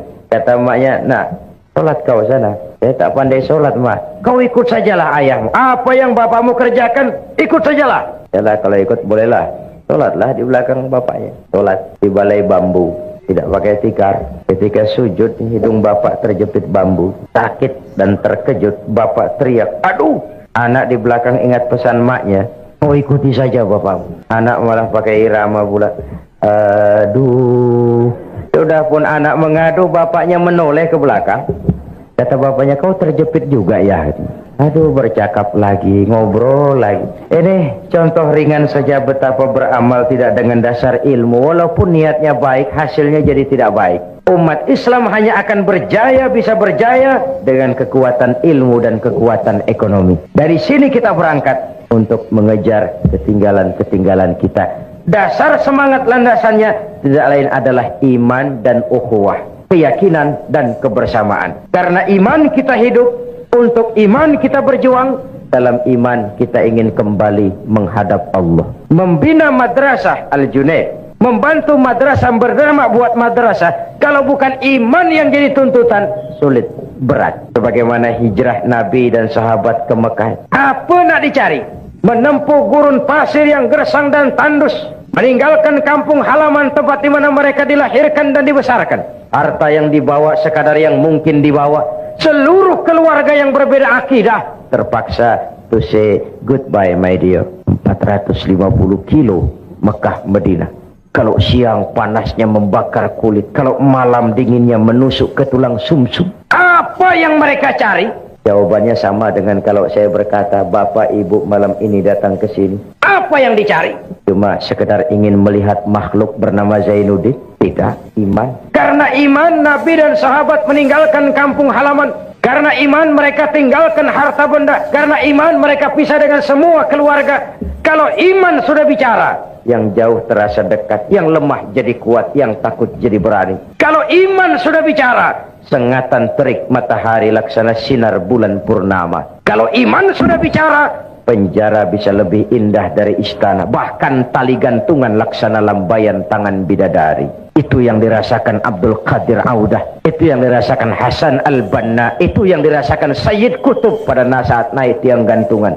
Karena iman, tiang gantungan laksana lambayan tangan bidadari. Karena iman kita hidup, untuk iman kita berjuang. Dalam iman kita ingin kembali menghadap Allah. Benteng pertahanan iman termasuk Madrasah Al-Junaid, tempat kita menjaganya dan mewariskannya kepada anak-anak kita. Maka mantapkanlah keimanan dan pupuklah terus semangat kebersamaan. Ibu-ibu dan bapak-bapak, saya ini tadi dari airport langsung ke KBRI, terus langsung ke sini. Jadi memang belum rehat, masih cukup melelahkan, sedangkan acara sampai Senin malam insya Allah.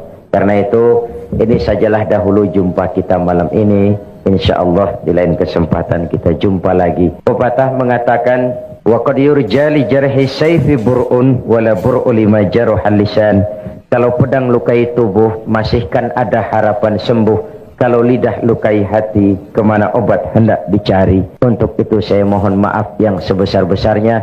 Semoga yang kita infakkan diterima Allah sebagai jariah, dan para pengurus Madrasah Al-Junaid dimudahkan segala usahanya, sehingga rencana membangun Madrasah Al-Junaid ini dapat menjadi kenyataan dalam waktu yang tidak lama. Terima kasih, mohon maaf. Usikum wa nafsi bitaqwallah. Wassalamualaikum warahmatullahi wabarakatuh. Mari kita berdoa, semoga semua kita yang hadir di sini dikuatkan iman dan Islam, dikokohkan kesatuan dan persatuan, dimudahkan usaha dan dimurahkan rezeki untuk menunjang jalan ibadah kepada Allah. Ala hadhihi niyyah wa kulli niyyatin salihah wa ila hadratin nabi. Al-Fatihah. Bismillahirrahmanirrahim. Siratal ladzina an'amta 'alaihim. Bismillahirrahmanirrahim. Alhamdulillahi rabbil alamin. Allahumma salli wa sallim ala sayyidina Muhammad wa ala alihi wa sahbihi ajma'in. Ya Latif ya Khabir, ya Sami'u ya Basir, ya man la yahtaju ila al-bayan wa tafsir, ya man bil ijabati jadir, innaka ala kulli shay'in qadir. Hajatuna ilayka kathir wa anta alimun biha wa basir. Ultuf bina fima jarrat bihil maqadir, wa dabbirna bi ahsani tadbir, wa dabbirna bi ahsani tadbir, wa dabbirna bi ahsani tadbir. بكل خير وعافية يا أرحم الراحمين. اللهم احفظنا فإنك خير الحافظين، وانصرنا فإنك خير الناصرين، وارزقنا فإنك أنت الغني المغني الفتاح الرزاق. اللهم سهل أمورنا وتمم تقصيرنا برحمتك يا أرحم الراحمين. اللهم أصلح من في صلاحه صلاح المسلمين، اللهم أهلك من في هلاكه صلاح المسلمين. اللهم اغفر لنا ولوالدينا وارحمهما كما ربيانا صغارا. ربنا آتنا في الدنيا حسنة وفي الآخرة حسنة وقنا عذاب النار. صلى الله على سيدنا محمد وعلى آله وصحبه أجمعين. سبحان ربك رب العزة عما يصفون، سلام على المرسلين، والحمد لله رب العالمين. الفاتحة. يا أرحم الراحمين ارحمنا، يا أرحم الراحمين ارحمنا، يا أرحم الراحمين ارحمنا. دعواهم بها اللهم وتحيتهم فيها سلام. آخر دعواهم أن الحمد لله رب العالمين. تقبل الله منكم. السلام عليكم ورحمة الله وبركاته.